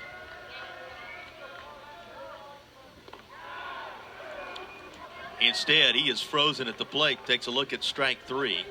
2 gone now. If anything's going to happen further, it's going to be up to Gates. A good pitch here. Again, Licurdo seeing it well. A lot of contact. But a good one spinning across the plate for Parker Warner. A big second out as Luderman was able to advance previously on the ball that got away from Lavin behind the plate. So now a pitch away getting out. You see 7 strikeouts on the day for those 2 arms, Garwal and Warner, for Coach Esker and the Cardinal. Hokies trying to use a little different formula today as they try to push a little further out front. 2/3 of Virginia Tech's wins on the season, they've come from behind. Now that shows the ability to do that, which is certainly a luxury in this sport. When you come down the stretch, you want those numbers to grow, but they have played from out front today since that 4-run second. A little closer to adding another. 90 more feet for Luderman as that goes to the backstop. Yeah, 90 more feet indeed, but no damage done. 2 outs. Warner needs to get back in the zone here behind 2-0, but again, as a pitcher, 1 pitch away, execute down in the zone, see if you can get a ground ball. Left-handed hitting Gates at the plate, Gion deep in the 4-hole. A lot of ground to cover on the right side, and going to see Bates move over the top of the second base bag. So 3 to the right side for the Cardinal in the shift, and 2 outs recorded here in the bottom half of the 5th inning. Well, that game we were telling you about just a moment ago, going final at 17-0 contest. So Boston College wins that series against Virginia. First ranked series victory for the Eagles since 2023. And Coach Todd Interdonato and his staff with a solid weekend in ACC competition. That's huge, too. That's a cold day as well, because I believe the ladies of Virginia Tech are up that way, not playing softball today due to weather. They're going to push to tomorrow. So BC, the boys fighting through the weather, able to take a series against the Cavaliers, as you mentioned. And again, anybody's game. It's why you play it. Well, and there's a connection here as well. Hokies are going there. They'll be in Boston in the early stages of next month and are playing in that Fenway Park contest that is always a highlight every year in ACC competition. So this Virginia Tech squad going to get to see that Boston College squad up close and personal in the not too distant future. All right, Gates secures a free pass. They are on the corners with 2 away. Remember, all the 2-out noise today being handled by the Hokies. Do they have more in store in the bottom half of this 5th inning? That'll be up to Petrich here, 0 for 2 on the day with the strikeout in the second, 4-3. Again, on a great play by Gion on the right side back in the 4th. So Petrich trying to get on track. After sitting one out yesterday, we saw Ethan Gibson over at the 5-hole moving to first for Petrich to return here as the 3rd baseman for Virginia Tech. Which, by the way, when you talk about the schedule just a little bit, enjoy this weekend. Come on out tomorrow if you want to see the Hokies at home in ACC play, because it's going to be a little bit. They go to Miami, go to Boston College before hosting Pitt in the latter stages of the month of April, and then NC State in the weekend that follows that. Cut play, and here comes the throw to the plate. They may have the runner from third hung up. The throw, though, is a little behind him. Boy, nice job getting back somehow by Luderman there, as it appeared for a moment he was going to be dead to rights. Yeah, you like the approach there by the Cardinal. You see running there at first, 4 Gates. Lavin's throwing 2 Bates at shortstop. Looks like it's going to get over the head of the shortstop. He's able to corral it and get it back in. At that point, you saw Lavin bobble it on the return, expected Luderman to get back into third quickly. He did not. Kind of hesitated instead, but then dove hard back into third base safely. So Hokies with 2 in scoring position, 2 outs, and an opportunity for Petrich here. Yeah, keep in mind that would have worked Stanford out of the inning. Instead, there are going to be more runs coming home. Hokies make them pay with a base knock into right. 2 come home to score. The lead grows to 8-1. As more two-out racket in that third base dugout extends the advantage. Well, good job by Petrich to push it to the right side, didn't try to do too much, and there's enough for Henry Cook to get back to the plate. We see what he was able to do earlier in this ball game, lifting it on top of the pitching lab for a 3-run shot. So Hokies seeing it well, 7 hits on the day, now 8 runs, and leading this one 8-1. Still going here 5th with 2 outs recorded and Petrich aboard at first base. 4 in the second and 2 runs apiece in each of the last 2 innings, and those coming with 2 down, and the 2 out hitting continues for Virginia Tech as Cook follows up that image you just witnessed with another base hit. Keeps the line moving for Gibson, who strides toward the plate after homering in his most recent AB. Well, and the ball off the bat of Petrich and Cook not hit very hard, but enough to get the job done. One to the right side, bloop. Driving in 2 for Petrich, now out at second base. Cook there. Not quite the shot he had in at bat to go, but able to turn it around just out of the reach of Bates at shortstop and into the outfield. And here it is, Ethan Gibson. 2 home runs in as many days with another chance here in the 9-hole. Well, you saw Coach Dave Esker there a moment ago. We were talking to him about the top of his lineup from yesterday. Think about the bottom of the Hokies lineup here in game 2. Everybody from spots 4 down through the bottom of the order, and if you wrap it back around the groove, that portion of the lineup all with at least a hit. And the major damage coming from the likes of Cook in the 8-hole, Gibson right here in the 9 spot. So if yesterday was all about the top of Stanford's order, today is about the bottom portion of the Hokies order. Yeah, and you like that answer if you're Virginia Tech. As Gibson's able to take a look at one there, running away. Good miss by Warner as he was able to get way ahead on Ethan Gibson. 69 pitches for the relief arm out of the bullpen for Stanford. Well, and as we shared with you, related to Gibson, he had just that single prior home run, which had been 60-plus games ago, before back-to-back days in which he has homered for the Hokies this weekend. So that's got to be one of the great stories I'll take away from the weekend, what we shared with you in his last at-bat, that he decided it wasn't going to be that kind of drought from home run 2 to home run 3 that he experienced from home run 1 to home run 2. That much is sure. He made sure it was done in less than 24 hours. Wow, that was a home run 4 swing right there. Big cut from Gibson at the plate in a 2-2 count. And as Coach Esker mentioned in that interview, was hoping to get something done against Renfro with runners aboard. Really the difference in this ball game right now is Virginia Tech's been able to do that. Stanford still trying to find a way with the timely hitting. Hokies now 4 of 8 in 2-out scenarios, and that's half the hit total, which is posted for Virginia Tech in this one. 8 runs on 8 hits thus far.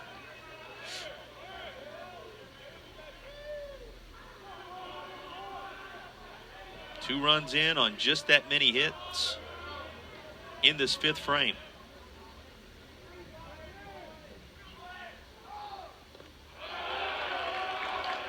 Count full. Really good at bat. Yeah, good at bat here by Gibson, continuing to battle. Just going to say up over 70 pitches now, having been thrown by Warner and another needed. He'll use it to get out of the inning, not before Virginia Tech posts 2 more. Back-to-back 2-run frames. And a little more 2-out noise for the Hokies. Yeah, timely hitting there after the miscue on the double steal, if you will. Able to push one across. Hokies in business, up 8-1. Stanford coming up here, top 6. On this day thus far around the Atlantic Coast Conference, we highlighted that shortened contest in Chestnut Hill. Take a look at what's going on elsewhere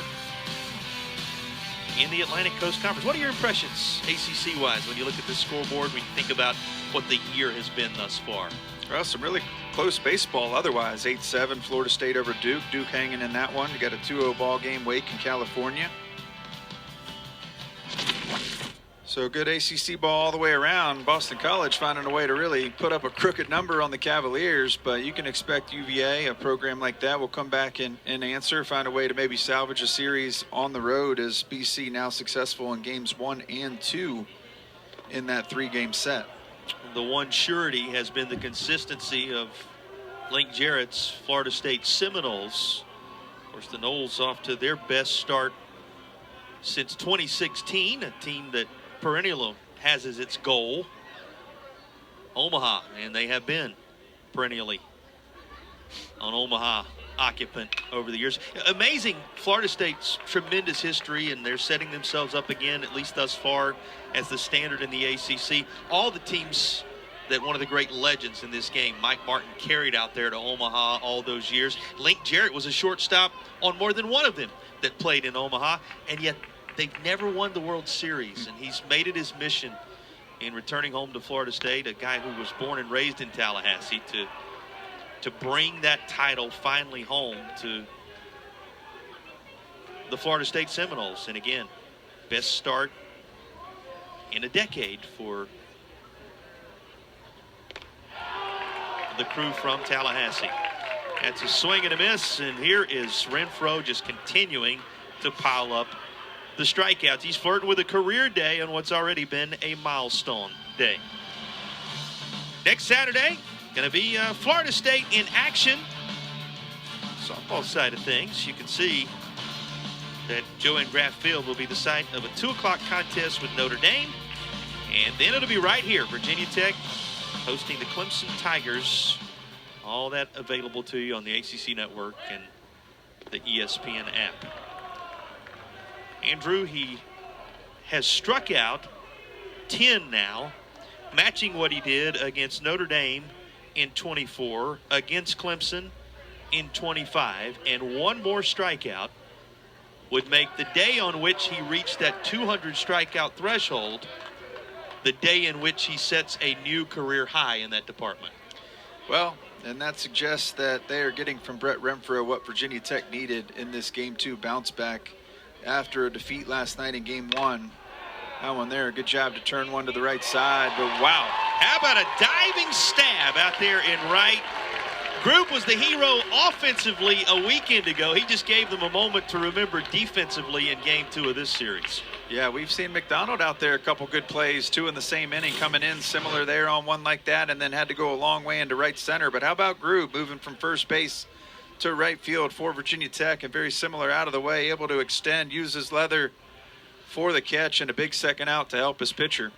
You know this likely from the other side of this whole idea from your playing days, but how often do you see it that a position player really wants to make an effort like that happen for a guy who has been dealing on the mound the way that this right-hander has across the course of this day? Well, absolutely. Just the 2 hits to show for the Cardinal.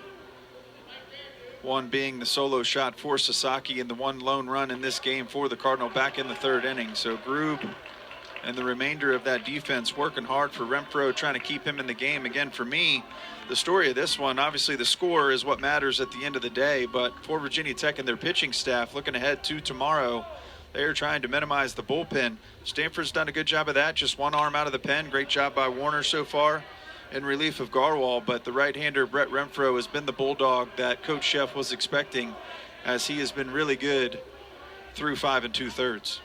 He has Nadai in an 0-2 hole here, a guy who has struck out looking in each of his 2 prior plate appearances in the 2nd and 4th inning, respectively. And as we told you, with 10 strikeouts under Renfro's belt, he is not alone. Put in play by Nadai, shortstop up with it, a 6-3 putout. We'll drop the curtain on the top half of inning number 6, holding the lead steady at 7 on a day when Renfro has matched his career high in punchouts. Much sunshine as they can soak up plenty of sunshine on the scoreboard for the home team right now. 8-1 is the advantage as Stanford goes back to the bullpen, and Ben Reimers, the right-hander, now takes over in the bottom of the 6th. Well, and again, we talked to Coach Esker about the bullpen and kind of the path forward. Good job by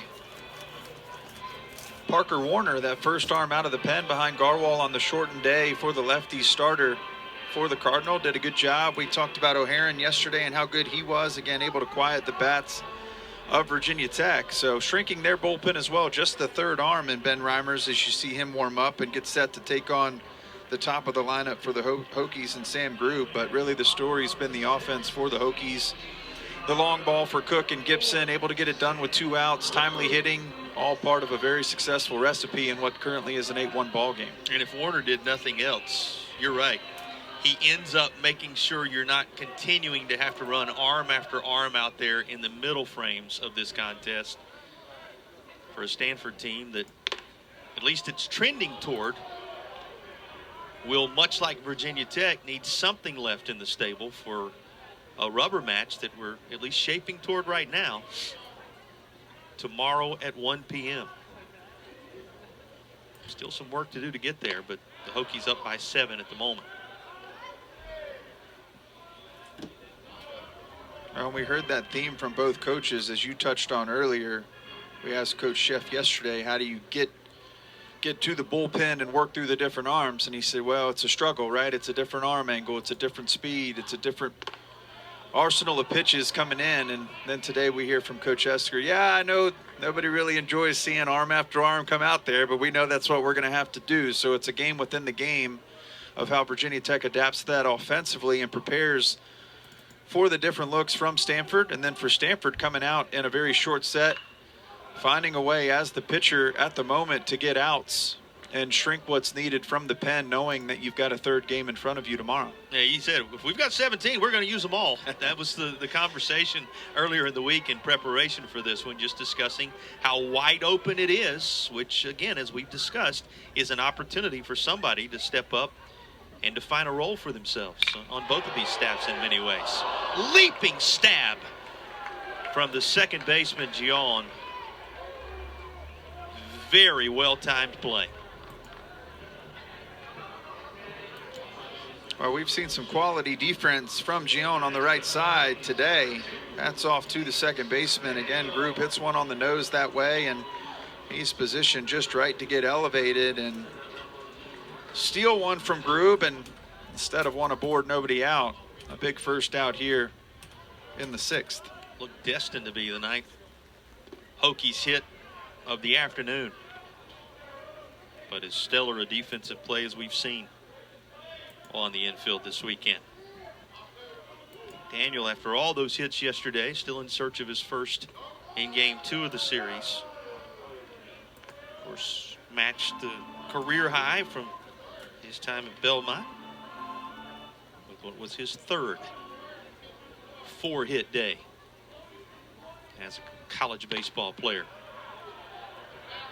Kept the Hokies in it yesterday with all that solid work at the plate. Though Stanford won the game 9-7, so what you're looking at right now, 8-1, would be an equalizer to force a rubber match tomorrow. 31 the count, 3 balls and a strike to the Hokies shortstop.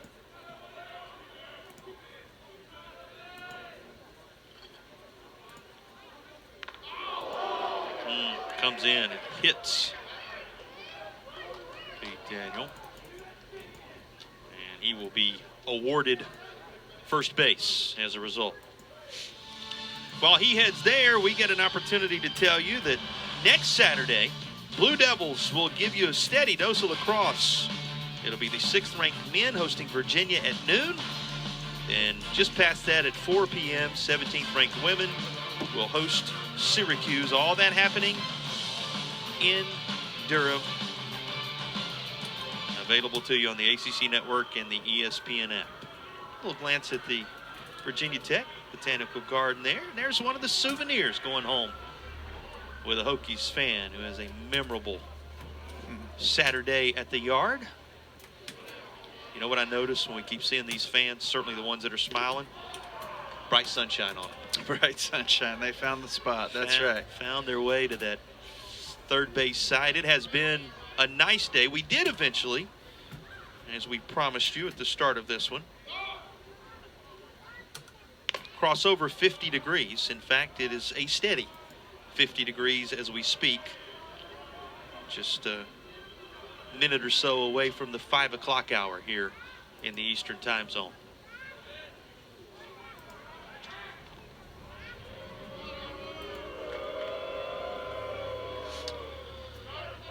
Four stolen bases in just that many tries for Pete Daniels so far on the year. He's there with one away. Bluffed as if he was going, and this is fouled into that bright sunshine down that third base side. Good play there by a fan down at the previous bullpen of the Hokies. See plenty of young fans chasing the foul balls. Do see a lot to the terrace side. That one there off the left-handed batted ball. Our third base umpire says yes, in fact he did. Hold up. The safe symbol being given by Gregory Street. So 2-2 is where we sit.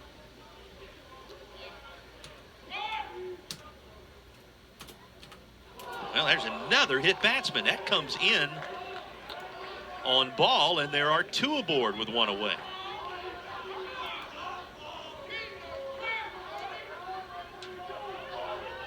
Well, energy from the fans here as Coach Sheff's going to follow ball down to first base and check on him, but ball's going to get away as quick as he can, find a way to remain in this ball game as the skipper's checking on the leg there. Looked like it caught him on the front side. Isn't that the story? You'll run from that guy all day long, not because you don't love your head coach. You just want to make sure you're going to be able to remain. He just caught up to him at first base after what? Yeah, that got in on the back knee actually. Yes. There. After what was a second consecutive batter hit by a pitch here.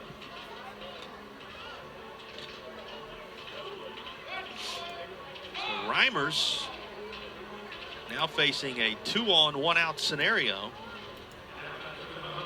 of his own making as Luderman gets set to stand in.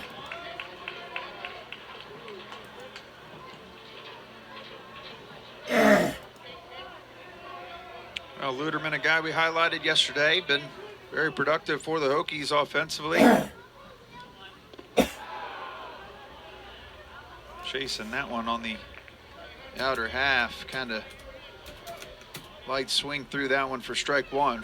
Reimer's able to execute with that first pitch and trying to find a way out of this jam here. 2 aboard, 1 out in the 6th.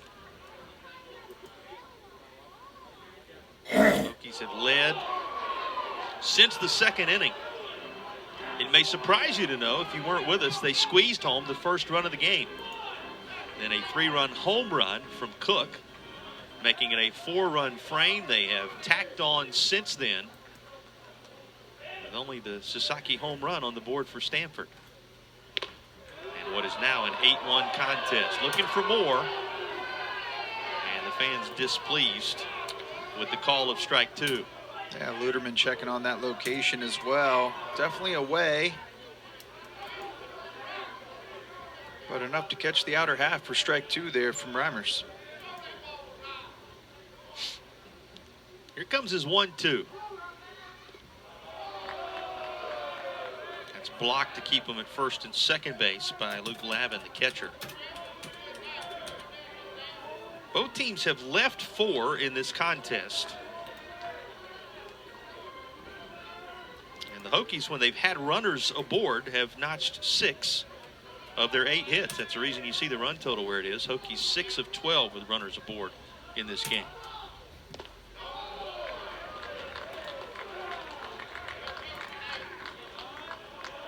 And another full count here as well. Good job by Luderman to lay off of that one. Runs away out of the hand of Reimers. 3-2, 2 aboard. Just 1 out in the inning, so runners will not be moving on the pitch.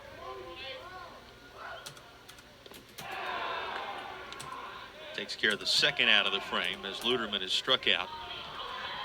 But That 2-out scenario is in effect after this delivery. That is, and give Reimers credit. He stays with that at bat there, executes outer half on the breaking pitch, and you can tell Luderman checking in with home plate umpire Matthew Bates. Is that one in the zone, or did I chase one? I imagine he was told he chased one there for strike 3. Half the Hokies hit total today coming with 2 away, which is the situation as Lucurdo stands in. He has struck out in each of his last 2 trips. That's after that base knock, which came in the 2nd inning. He scored a run in that 4-run second.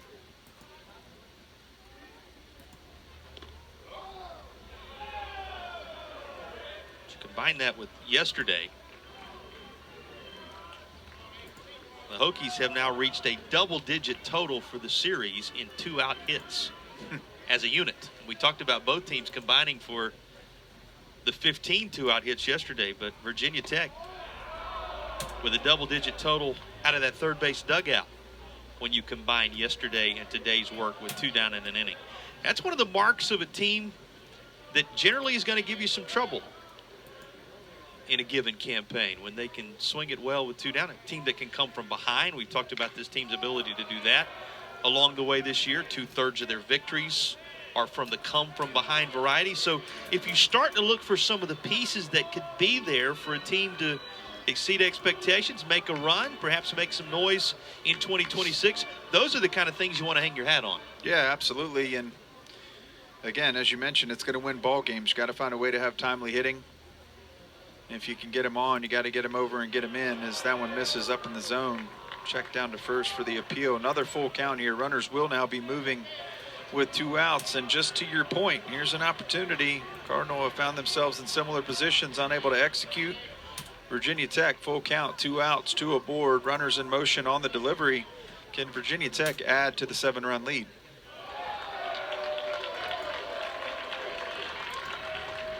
Couple of hit batsmen and now a walk, and the bases are loaded with 2 down.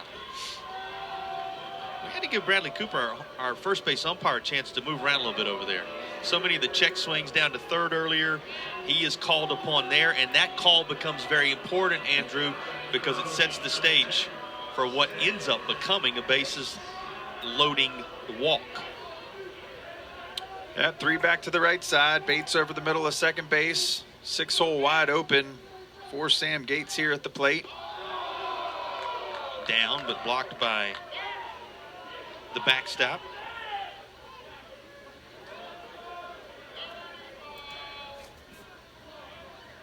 Remember, it was Gates who bunted to squeeze that run home, bunted for a single on the right side earlier, trying to drive in further damage from Virginia Tech in a much different scenario here. 2 down and the base is full. He walked his last time, stole a base, and scored a run in the 5th. So if you're looking for positive trends, the guy at the plate has been in the midst of a great deal for the Hokies, positive moment-wise today.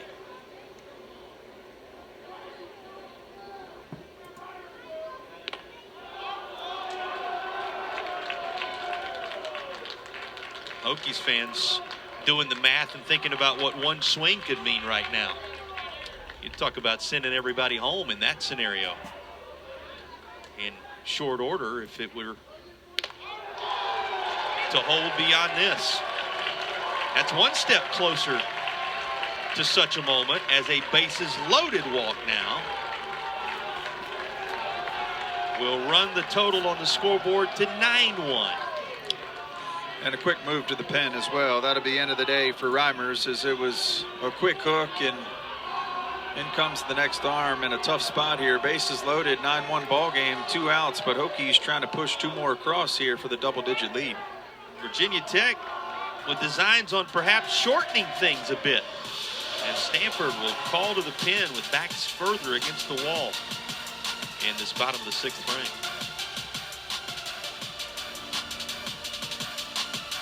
Now sophomore, latest out of the pen for the Stanford Cardinal. Virginia Tech to build upon what is already a 9-1 advantage here in the 6th inning. Yeah, message is simple here. Bases loaded. Left-hander Steves has got to find a way to get this final out. Hokies able to push one across for a 9-1 lead. Have now scored in every inning except for the first and the third in this ball game. The big one back in the second. 3-run shot for Henry Cook. So 8 hits for the Hokies now as we work in the bottom of the 6th. 9 runs to show for. Thought obviously in the back of your mind now that if Virginia Tech can come away with a well-placed single somewhere, you put pressure on Stanford in the next half inning to extend the game. That could mean not only do you end this one a little early, but the arms that saves, the opportunities that create for tomorrow, a lot on the table right here in this particular AB. 2 down in the inning, and Stanford wanted to keep the score right where it is just to, for now at least, give themselves a few cracks at it the rest of the way. That's where that run rule being in effect, if they could put it there, makes a difference in these type weekend situations. That's exactly right. And Renfro on the other side, waiting a long time, has set his longest start of the season in terms of innings pitched at 6. Is it going to be the end of it for him? As right side of the infield puts an end to that conversation for now, as it will be a 4-3 putout to drop the curtain on the 6th. But the Hokies do add a run, and as Andrew told you, they've scored in each of the last 3 frames and all but 2 of them in the ball game to lead it 9-1 after 6. High watermark in strikeouts in a given contest. He's notched his 200 strikeout career-wise in what has now become the longest outing of his career. Yeah, and as Coach Esker mentioned, he's just kind of overpowering their hitters. You see the breaking pitch there used often as well, but the fastball's been dominant, just 80 pitches on the day. You see the 1 earned run off the bat of Sasaki, the solo shot back in the 3rd inning. But Brett Renfro, it's been his day, and he'll look to continue here in the 7th. Way ahead, 9-1. Goes to work against Gion, followed by the 7 spot. McDonald has been there today, and Lavin, who is in the 8 hole. Those are the scheduled hitters. 10 strikeouts he has notched, matching his outing against Clemson last May and against Notre Dame in March of 2024. That's his top total in a single contest career-wise. Just a few innings ago, we saw him with that 7th strikeout of the day, which was the 200th of his career. He has eclipsed that mark now. Renfro, if he could put up another 0 here, puts the Hokies in position to also see to it that he goes the distance if they can continue to do what they've done across the last several frames, and that's keep scoring runs. But first things first, got to hold down the Cardinal. Gion, who has walked and struck out in 2 trips, is going to walk again. So a leadoff base runner here in the 7th. Yeah, see 84 pitches now on the 4-pitch walk for Renfro. We had just touched on before going to break. He sat a good bit there in what was a long inning for Virginia Tech on the offensive side. I also happen to note it doesn't feel like it's getting any warmer out here as I see more layers going on down the 3rd baseline. So cold day, 84 pitches. Renfro with the leadoff walk. Still early in this season. Not going to see him run 105, 110 or anything like that. So we'll keep an eye on that and how they manage the bullpen here in an 8-run ball game. As you mentioned, Hokies a chance to walk it off, if you will, if they can put a couple more across in the bottom half, but would need a clean top half here first.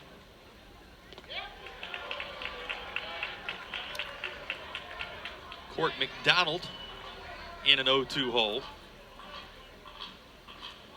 Gion, who is over at first base, has swiped a couple of bags this year. Cardinal looking to load up some base runners right now. Utilize that one main weapon from the weekend, the long ball, but this is not going to happen here. What is going to happen here is a brand new career mark for Brett Renfro. There is his 11th strikeout of the day, and never in his career has he struck out that many in a single game. Add that to what already is a milestone and historic day for the young man atop the mound. Yeah, big day in many ways. You see the 11 strikeouts, as you just touched on, also moving ahead of 200 for his career.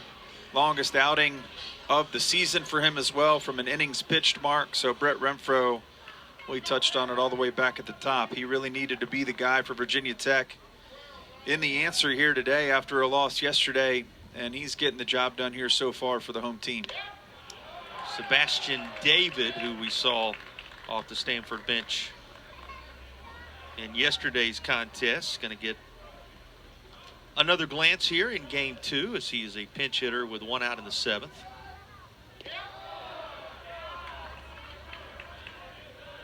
David just a handful of bats so far on the season.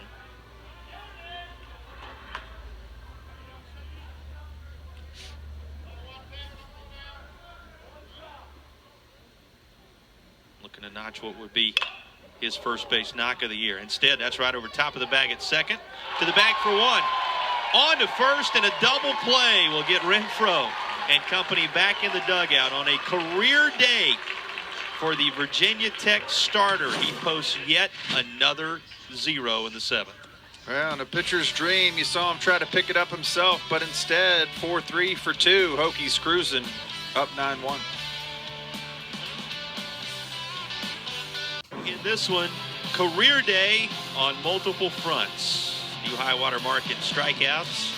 Crossed over 200 for his career and limiting Stanford after that offensive explosion by the Stanford order yesterday to just 2 total hits and the 1 loud swing from Sasaki to put a 9-1 advantage in effect on the backside of the 7th inning stretch. The Hokies looking to Cook, Gibson, and Grube with a mind toward trying to close this thing up a little early. They would need 2 runs to do so. And Andrew, this is the portion of the order that has been most impactful for Virginia Tech today. Well, the long ball here at the plate now, and to follow, and Gibson. And the long ball on the other side. You know, you talk about what Brett Renfroe's been able to do. Sasaki with the solo shot. Usually solo shots don't beat you, and that's the importance of keeping base runners on when you have the big bats coming to the lineup. That's what we highlighted all the way back at the top of this one. And Sasaki and Tokheim and Charlie Bates all homering yesterday. Brett Renfroe didn't seem too fazed by that. He came out pounding the zone, elevating the fastball, pitching off of that, using his off speed well. And then the bats have worked well for Virginia Tech on the other side to give them the stability and the lead that they have here as Cook earns the leadoff walk. Cook has not been retired today. That is the 2nd walk he has drawn. He did so in the 4th inning and came around to score after his 3-run blast in the 2nd, and he singled in the 5th. So he has reached every time he's come to the plate. Most important for Virginia Tech right now, he makes sure that that potential game-winning run comes to the plate, and it's there in form of Ethan Gibson. You saw the battery mate of Nolan Stoll. A new battery mate for Austin Steves in this frame. Now behind the plate for the Cardinal. Gibson, who has homered in each of the first 2 days of this series.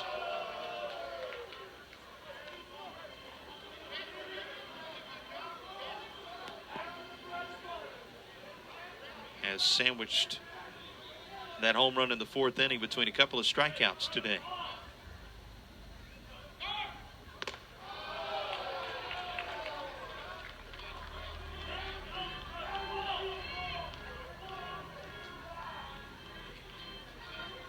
Hokies, when runners have been out there, have notched 6 of their 8 hits in the game.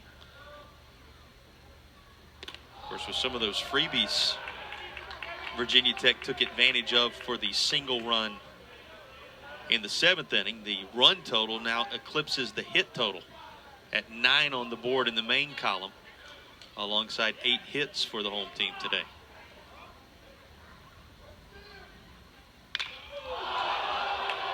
Gibson designs on another into left center.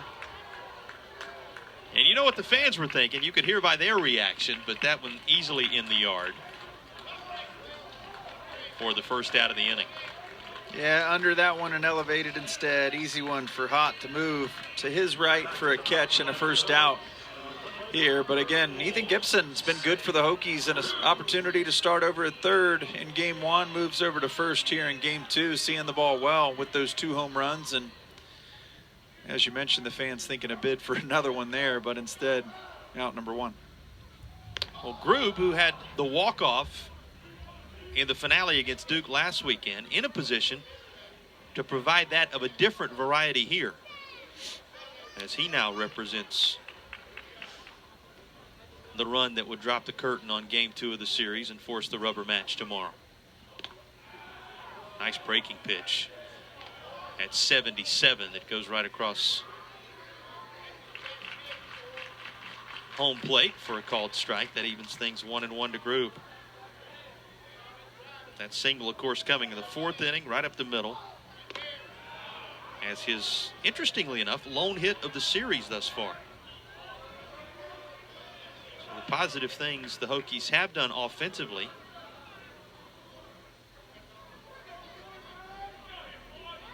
they've done as we've documented at the bottom portion of the order in many ways for the most part today. He'll take a look at a called strike 3, 2 down.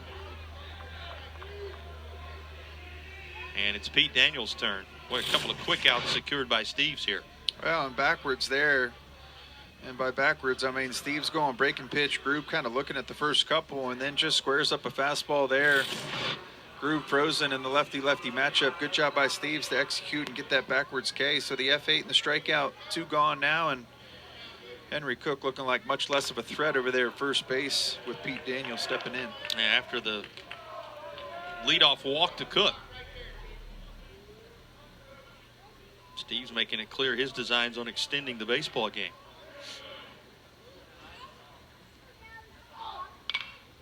Daniel's going to foul this off, makes it 1-1. Daniel, of course, we talked about some of those freebies handed out, was hit by a pitch last inning. Or check that, hit by a pitch back in inning number 6 and came around to score a run. Yes, that is correct. The hit batsman. That was after he struck out in the 1st, flew out in the 3rd, and struck out in the 4th. So responsible for the run that did come home in that hit batsman a frame ago.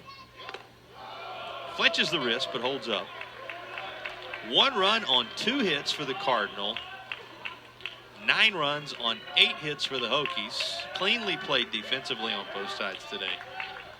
What a ball game this has been.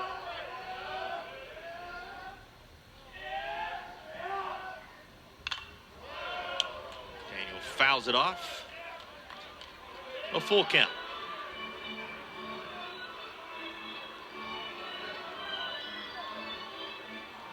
Whatever happens in this one, 1 o'clock tomorrow, the series finale.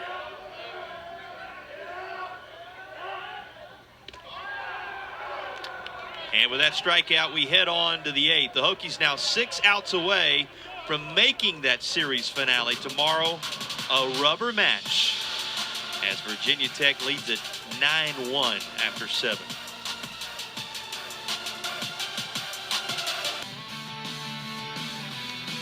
Back in Blacksburg and back out atop the bump for the 8th inning. Brett Renfroe positioned well for what would be his first victory of the 2026 season. Just over 90 pitches thrown. If you're just finding us, a career high in strikeouts with 11, a standalone career high. And he crossed over the 200 strikeout threshold career-wise in the earlier stages of this contest today. How do you put into words what we've seen from Brett Renfroe in this one? Well, you touched on the first win of the season is what he's working towards here in the 8th, and to do it here today with the career strikeouts eclipsing 200, and then the strikeouts here recorded in this game, he's had everything working, and that's what Virginia Tech has needed to really find a way to even up this series and make for a meaningful game tomorrow. The right-hander's been the guy. That's the point. A must-have-it moment for his team in many ways after the way things went yesterday in a series that's important to both of these teams in terms of an opportunity ACC standings-wise.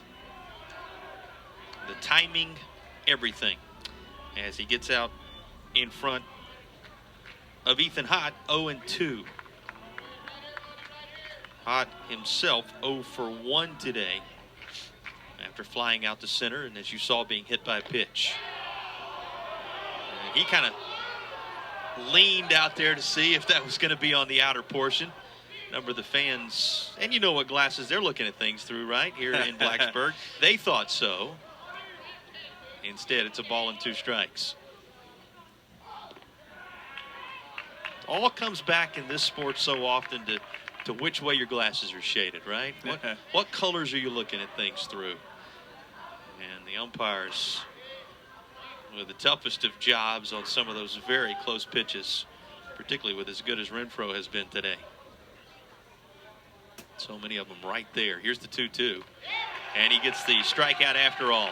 Make it 12 as he continues to drive that career high. He'll be chasing, moving forward a little higher.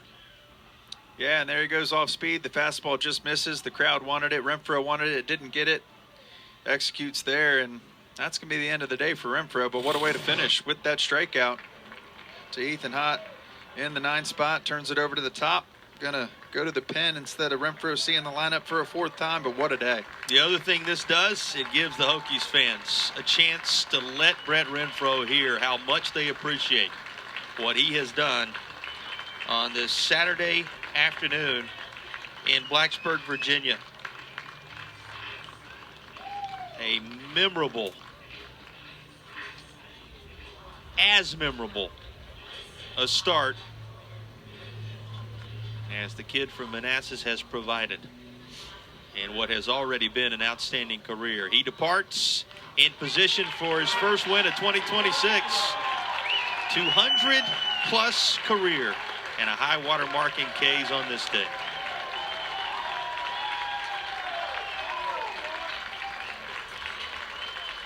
th day of March, this memorable Saturday from a career standpoint for Brett Renfroe. His longest outing, his highest strikeout total, and he departs in line for the victory as the bullpen is now in effect and Danny Lazaro, the left-hander, takes over. Well, yeah, again, can't say enough about Brett Renfroe and what he was able to do. We talked about the importance of this game as the Cardinals were successful last night in the late innings to get the lead, take game 1. What a momentum shift for the West Coast squad to come in and find a way to win that first one. Kind of a shot to the mouth for the Hokies, and they wanted to bounce back here today. Again, the game is so important to find a way to even up and get to that third one as the Hokies are trying to do here on Saturday.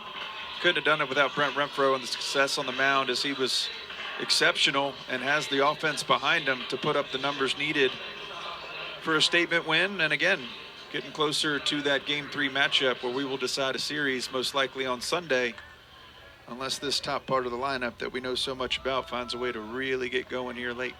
Fresh trip through the lineup coming for the new pitcher Lazaro, beginning with Rentaro Sasaki. Sasaki, for the longest time, had the only hit of the day off Renfroe for Stanford. He still is responsible for the only run because that hit, his homer in the third inning. Of course, he also homered yesterday. If you've been hiding out somewhere and haven't seen anything related to the weekend or heard anything related to the weekend, let us update you. That was one of 4 home runs from the top portion of the order for Stanford yesterday. A group which, and I'm talking about the top 3 batters alone, had 7 hits and drove home 8 of the 9 runs in a 9-7 win for the Cardinal. Sasaki has been the catalyst. We talked about how much hype he entered college baseball with in 2025, and already in half the game total, he has eclipsed those numbers, even home run wise, here in 2026. And he's doing things like this as well, Andrew, which is showing tremendous plate vision right now, and he draws a walk by using some patience to try and set the tone at a moment where Stanford doesn't need the solo home run. They need base runners. Yeah, they do, and that was patience as he looked at 4 in the lefty-lefty matchup for Lazaro, and a very quick hook here as well to go to the pen. as you had such an exceptional day from Renfro. Just want your relief guy to come in and throw strikes, see what the left-hander Sasaki can do. But instead, the free pass to the pen for a second time and as many batters. And we'll take a look at Ethan Grimm on the other side of this break.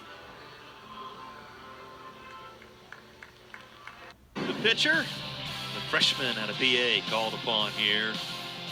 1 out in the 8th inning. Hokies within 5 outs of turning tomorrow's game into a winner take all for the weekend series. The numbers on the year for Ethan Grimm, who's the 3rd pitcher of the day for Virginia Tech. Yeah, Grimm has a runner aboard now as he comes in. Again, able to really pound the zone, try to go right after Tokheim. Teddy Tokheim, a guy that's been very successful for Stanford in the lineup, as we've touched on all day.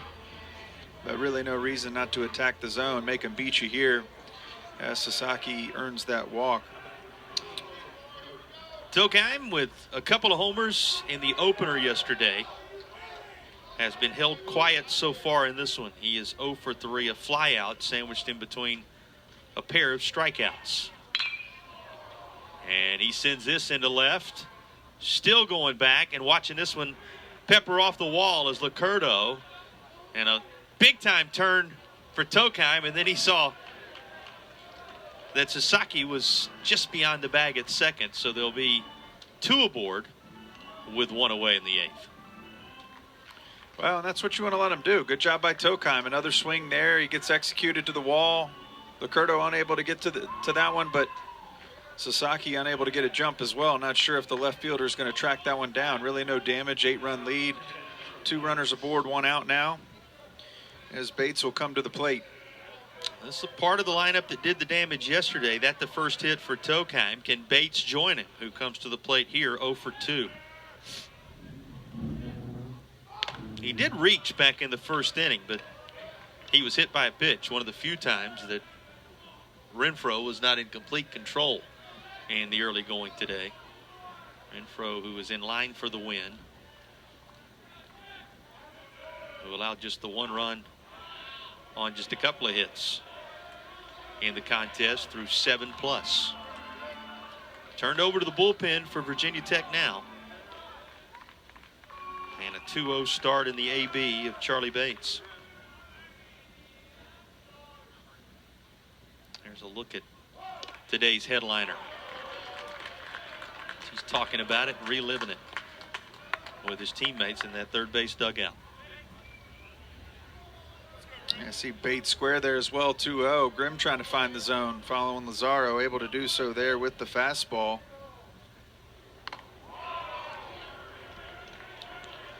Three balls and no strikes.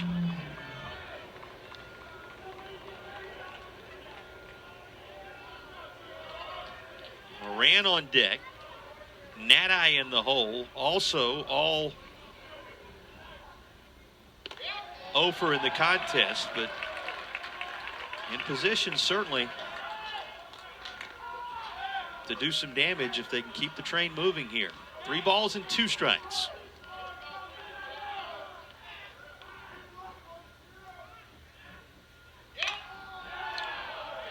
The 3-2 fouled off.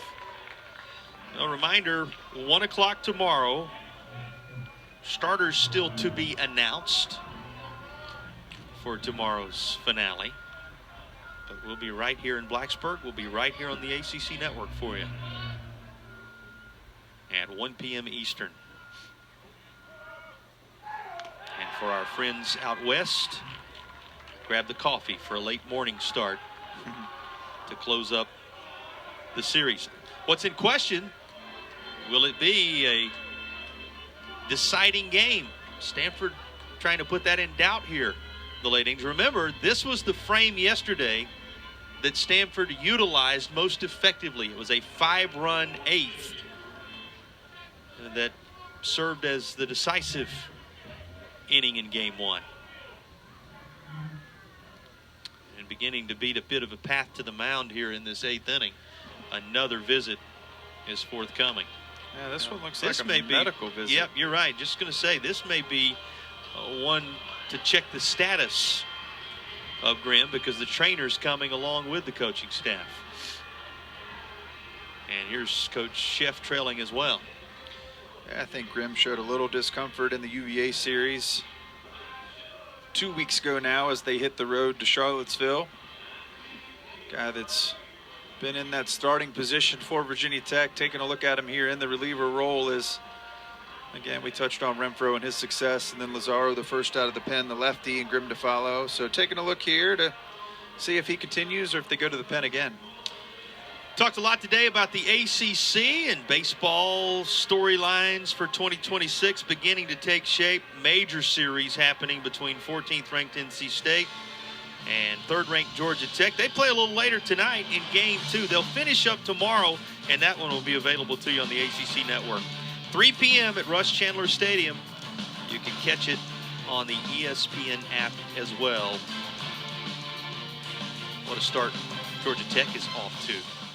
Certainly grabbing headlines, raising eyebrows, and you know that Elliot Avant's teams always find a way to be playing their best baseball when it matters.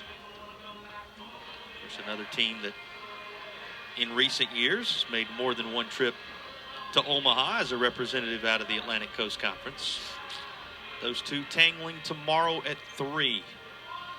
Well, whatever the coaching staff, the training staff saw from Grimm, they were pleased, and he remains atop the hill. Yeah, interesting visit there. Took a while to sort out. Again, the right-hander making sure that he is well. Last thing you want is an injury here in some cooler weather. Still early in the season, really, and wanting to be careful, but they're going to go right back to the right-hander here. Bases loaded, 1 out recorded. As you mentioned, the inning that hurt the Hokies just a day ago, and Cardinal hoping to do the same thing here as Grimm bounces the first one in the turf. Good job by Cook to knock it down and save a run.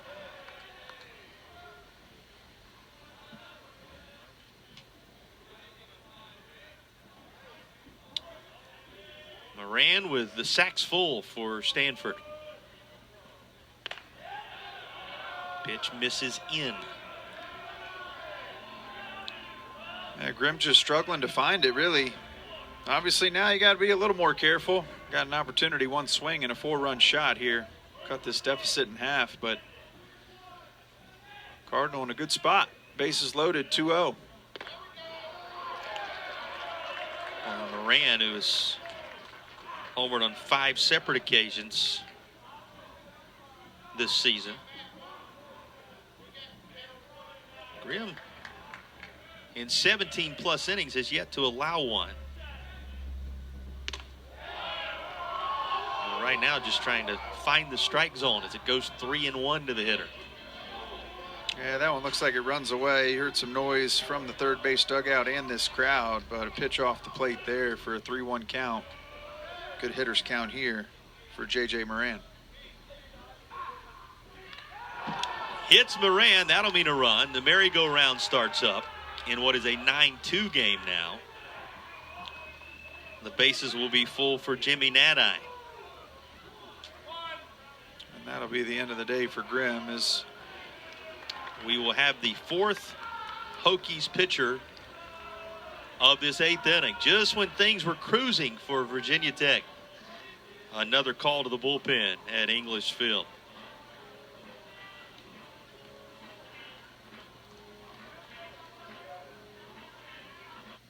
Trying to get these final 5 outs to force a rubber match tomorrow. They now turn to the southpaw Chase Swift, and inside the Commonwealth product in his sophomore campaign, he becomes the 4th different pitcher in this 8th inning with just 1 out on the board thus far.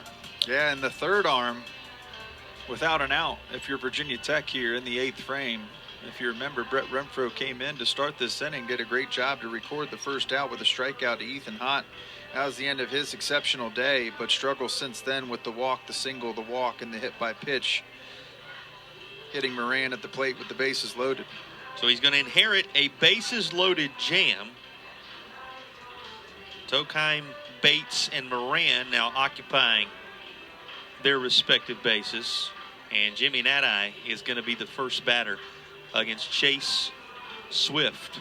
Well,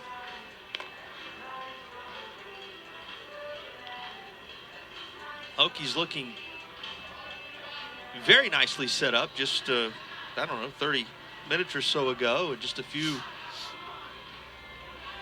game scenarios ago for what was going to be tomorrow's finale. All of a sudden now, it's about, as we said for Stanford, keeping the train moving.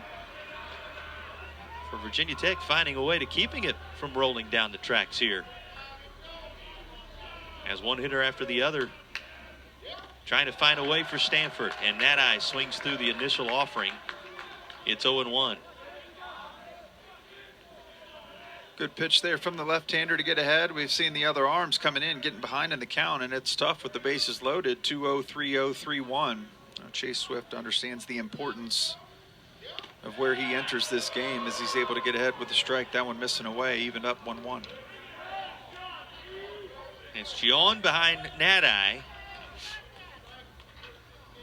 McDonald in the hole if you're looking on down through the Stanford order. A lot of work still to be done for the Cardinal. And now ahead 1 ball and 2 strikes. The new pitcher Swift.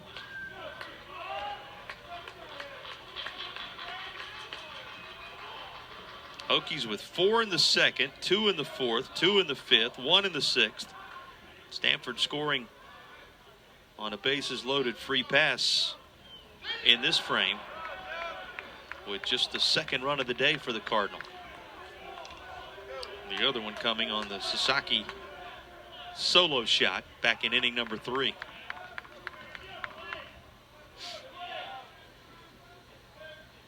Again, just 1 out with the bases full. 2-2, straight up. Is there room behind the plate? Looked to be just enough room, but handcuffed by the equipment, it appeared. Henry Cook was not quite able to make the play. I don't know if that surprised him a little bit that stayed in. I think the way he held onto the mask, thought it had gotten to the other side of the net, but Yes. then last minute it fell just in front. Unfortunately, with one hand, he tries to kind of underhand catch that. And I'm with you. The only reason he didn't probably lose the mask there is his initial reaction was that was going to get on out of play, but it tailed back as they have a tendency to do.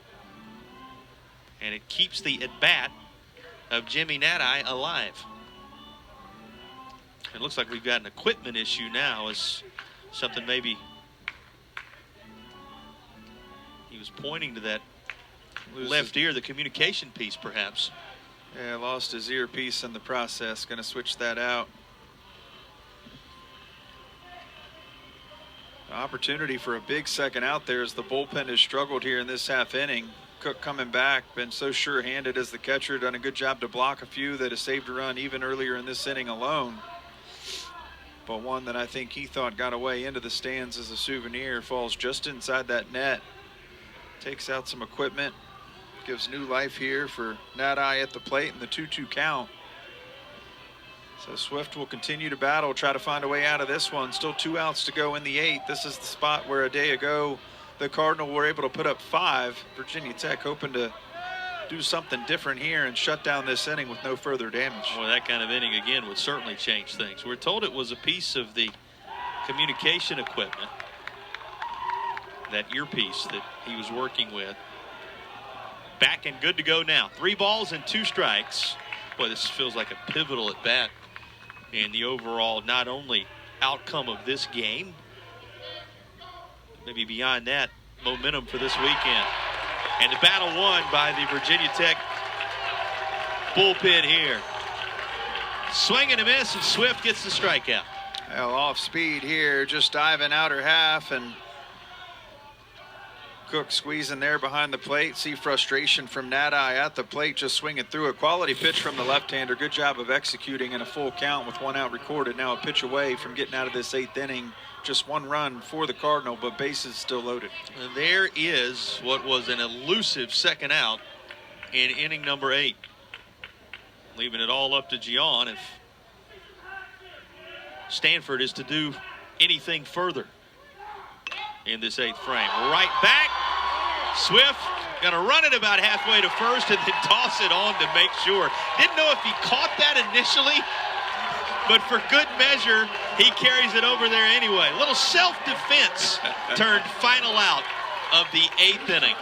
It was a wild 8th, but it all worked out for the Hokies. Yeah, take a look at the lefty here. He does get the leather on it, but the ball's down all the way over for the out. Able to get out of the jam for Virginia Tech.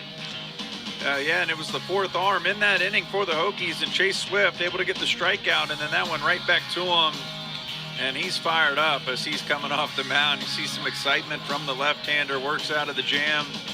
He's got the tongue out, got the head shaken. A big 3rd out indeed as the bases were loaded for the Cardinal, and they were threatening there to really cut into this lead. They do get the 1 spot there in the 8th, but still a 9-2 ball game for the home team. Very different 8th inning just one day later, keeping it a 7-run advantage, and now Virginia Tech looking for anything further before they go after the final 3 outs of game 2. It'll be Ball, Luderman, Licurdo scheduled to hit. And it looks like there are perhaps equipment and communication issues for the Stanford backstop now.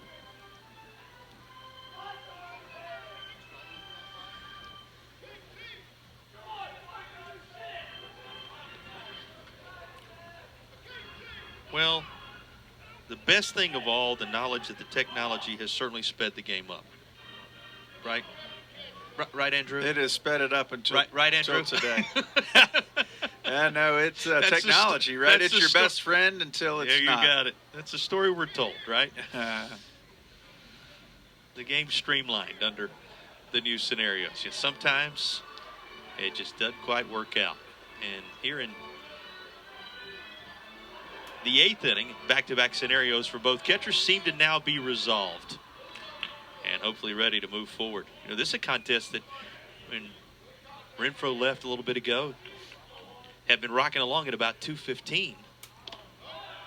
And don't think for a moment it's any kind of complaint on our part. I think you and I both guys that'll take as much baseball as we can get our hands on. So in no way is that any type of complaint, just an observation in terms of this was a game that had a complete tone and tenor to it until just a little bit ago in the top half of this 8th inning. There's a first out recorded quickly in the bottom of the 8th frame. But each of these important. You know, it just takes one, and you're reminded of that in moments like this. This is a nice play. Yeah, Jean's been so good on that right side. That's a tough throw. You see it still runs up the line. Good job by Sasaki to stretch and make the catch, but Jean's been so good at second base today. Several plays on that side to help his pitching staff in recording outs. 9-2 our score here in the 8th inning. In fact, we love it so much, we look forward to being back with you tomorrow. Another reminder, 1 p.m. is going to be the start time of what is shaping up to be. Virginia Tech gets the 3 defensive outs required in the 9th to protect this lead. Shaping up to be a winner-take-all 3rd game of the series. And that one right here for you on the ACC network as well. What an entertaining series this has been. To recap for you, it was Stanford 9-7 yesterday. Game they traded the lead back and forth in the middle frames. At least Stanford led it early, and Virginia Tech had a 5-4 advantage before the Cardinal posted that 5-run 8th and then held on 9-7. Right center fielder, and fighting the sunshine. He'll take care of business, 2 down. And then today, a 4-run second. Hokies have never really looked back, allowing just the run in the 3rd and the run in the 8th to lead it by 7. So 2 very different contests thus far. And if you're glancing ahead to the 9th inning and what Stanford would try to jumpstart things with, it'll be 7-8-9. McDonald, Stoll, who came in to catch a little earlier in the game, and Hot, the 9-hole hitter. Those are the scheduled batters against the Virginia Tech bullpen, now in effect on a day where Brett Renfro has proven to be the story. Renfro, by the way, you probably were wondering about it. The first Hokies pitcher to record 12 strikeouts since April of 2023. Guy by the name of Drew Hackenberg. That ring a bell? Yes, it does. Quality right-handed arm. Of course it does. Against the Florida State Seminoles. And that was a complete game. 12 strikeout performance in which he allowed 3 runs. Not since that moment have Hokie fans experienced this type moment. 12 punch outs for that gentleman today, 1-7, as he is in line for his first win of 2026. 3-0 becomes 3-1 with 2 down in the inning. And Licurdo, who singled back in the second inning, walked in the 6th at the plate.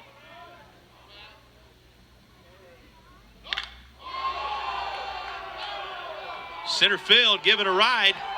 That's going to be off the wall. Licurdo is going to have an extra base hit. A stand-up double, his 3rd of the season. Seems like this weekend you just got to tell the Hokies they're 2 down. Yeah, good piece of hitting there. Turns that one around in a hurry. Odd unable to get to it at center field as it gets to the wall in the deepest part of the park. And if nothing else, breaks up the clean inning. 4-3 for Ethan Ball, F8 for Luderman, and then Licurdo there with the double. 2 outs recorded, as you mentioned. 5th 2-out hit of this game for Virginia Tech, and the 9th hit overall, now evening the hit column with the runs column. Although that could change if Gates finds a way to drive him in. Both those columns would hit double digits.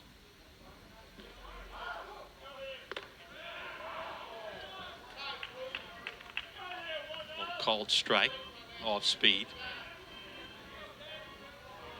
Gates, a couple of runs scored. He singled, drove home 1, and scored 1 in the 2nd.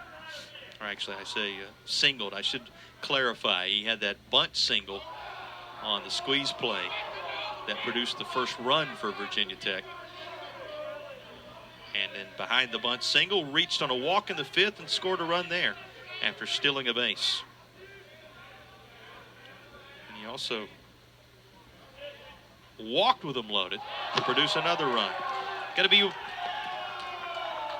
batting with a runner 90 feet away, representing the 10th run for the Hokies today after that one goes to the backstop.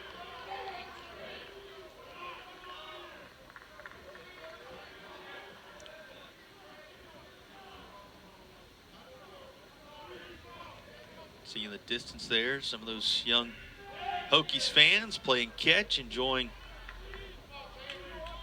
the extended opportunity to be here at the yard on a nice Saturday in the New River Valley. That's hit batsman.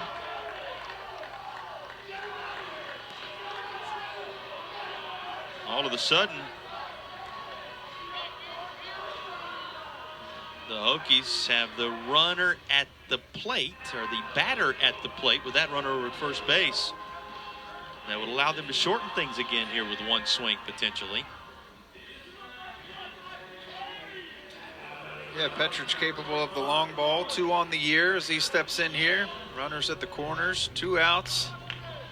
Just a couple that got away from Steves there. We saw 1 bounce in the turf to the backstop, extra 90 for Licurdo. And then the hit by pitch there as he ran 1 in on Sam Gates to give him the free pass. So much this weekend for Virginia Tech happening once 2 outs have gone up on the scoreboard. There'll be 1 more moment like that here on this Saturday. Floats right in the zone.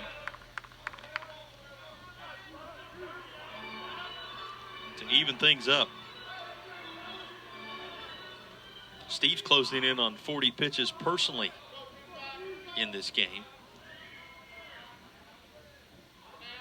If you're wondering about how taxed these 2 bullpens have been, they both used 5 pitchers yesterday. Hokies used 4 in that 8th inning.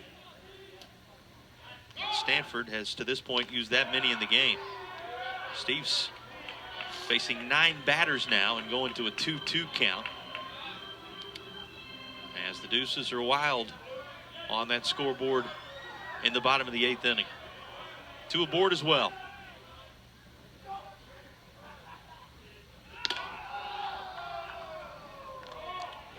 Runner hung up between first and second.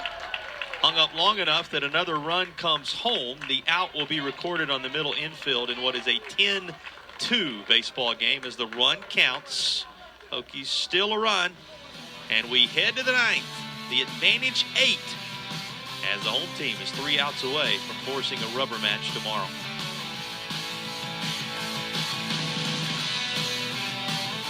Not far away. The Hokies trying to turn this into a productive Saturday afternoon, this 28th day of March. It's one you'll remember for the exploits of Brett Renfroe. Career high in strikeouts, career-long outing. Crossed over 200 career strikeouts in this one. All those among the headlines for the premier story maker on this day. Turn it over to the bullpen in the 8th. And the Hokies now need just 3 outs to even the series. Bottom portion of the order. And the spot that had been occupied by Court McDonald across the course of the day. Going to see a pinch hitter.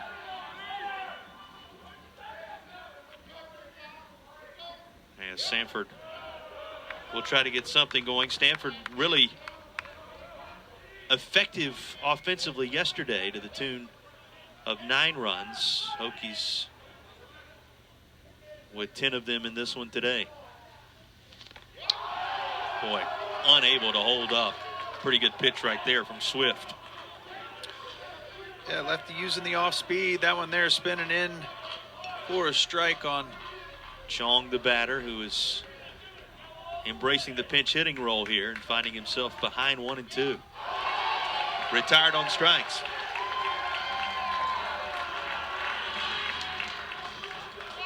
Oh, you see the lefties stay with it here. Look like off speed again. Yeah, that's just the perfectly placed changeup outer half and swinging through it for a quick first out here in the 9th. So 2 away for the Hokies in an 8-run ball game.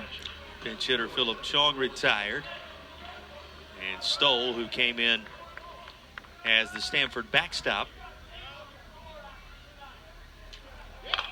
swings at the first pitch. Grounded down to third. Handled on a 5-3 putout as Petrich goes across the diamond. 2 away. Hokies now 1 out away from turning this into a W. By the way, Grube over at first base for this final inning of action. Gates to right field. And also for the Hokies in this 9th inning, Trayson Hughes. And center field, who completes the defensive adjustments for these final 3 outs of the ball game. Hokies needing 1 more here.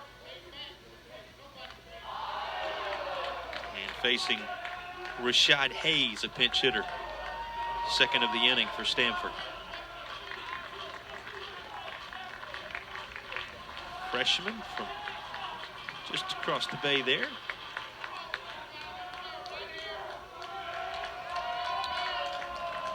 And what can you say about Chase Swift finishing what he started today? Swift, a nice play atop the mound last inning. And they were looking for the call, appeal to first, but he did not go around. Well, like you said, Swift trying to finish here for what Renfroe was able to put together on a stellar day for the right-hander. The lefty now here, the 3rd arm out of the pen, a pitch away and a 1-2 count. Hokies taking some momentum into game 3 tomorrow, which will be a pivotal one in this series. Both of these clubs coming into this series trying to get on track and find a way to, as we talked about, moving towards the middle part of this season, find their stride in the ACC. Timing count goes to 2-2 on a timing call. And here's a swing and a miss, strike 3. Chase Swift will, in fact, finish what Renfro started, and on a career day for the Hokies starter, the final is going to go in the books at 10-2 to even this series and force a rubber match tomorrow. Yeah, great job by Swift to finish up, but there's your guy, Brett Renfro, and what he was able to do today, and Swift there executing, stayed soft a lot late in this ball game, gets the strikeout to end this one, but Renfro, the name of the game, had to be good for the Hokies, and he was more than that in game 2, forcing a pivotal game 3 in this one as they will battle for a series victory, the Hokies and the Cardinal, tomorrow at 1. We'll have it for you right here on the ACC Network. Again, that's a 1 o'clock first pitch from Blacksburg tomorrow in game 3 between the Stanford Cardinal and the Virginia Tech Hokies. Brett Renfro, career high in strikeouts with 12. On the day, he eclipsed 200 for his career. That'll do it for our entire crew, for Andrew Wells, my broadcast partner, and our entire ACC Network crew here in Blacksburg. Jason Patterson saying so long from the New River Valley, where the final is 10-2 Virginia Tech. Reminder, you can watch this event as well as all events on the ESPN family of networks. Visit the all-new ESPN app. Virginia Tech evens the series 10-2 on this Saturday.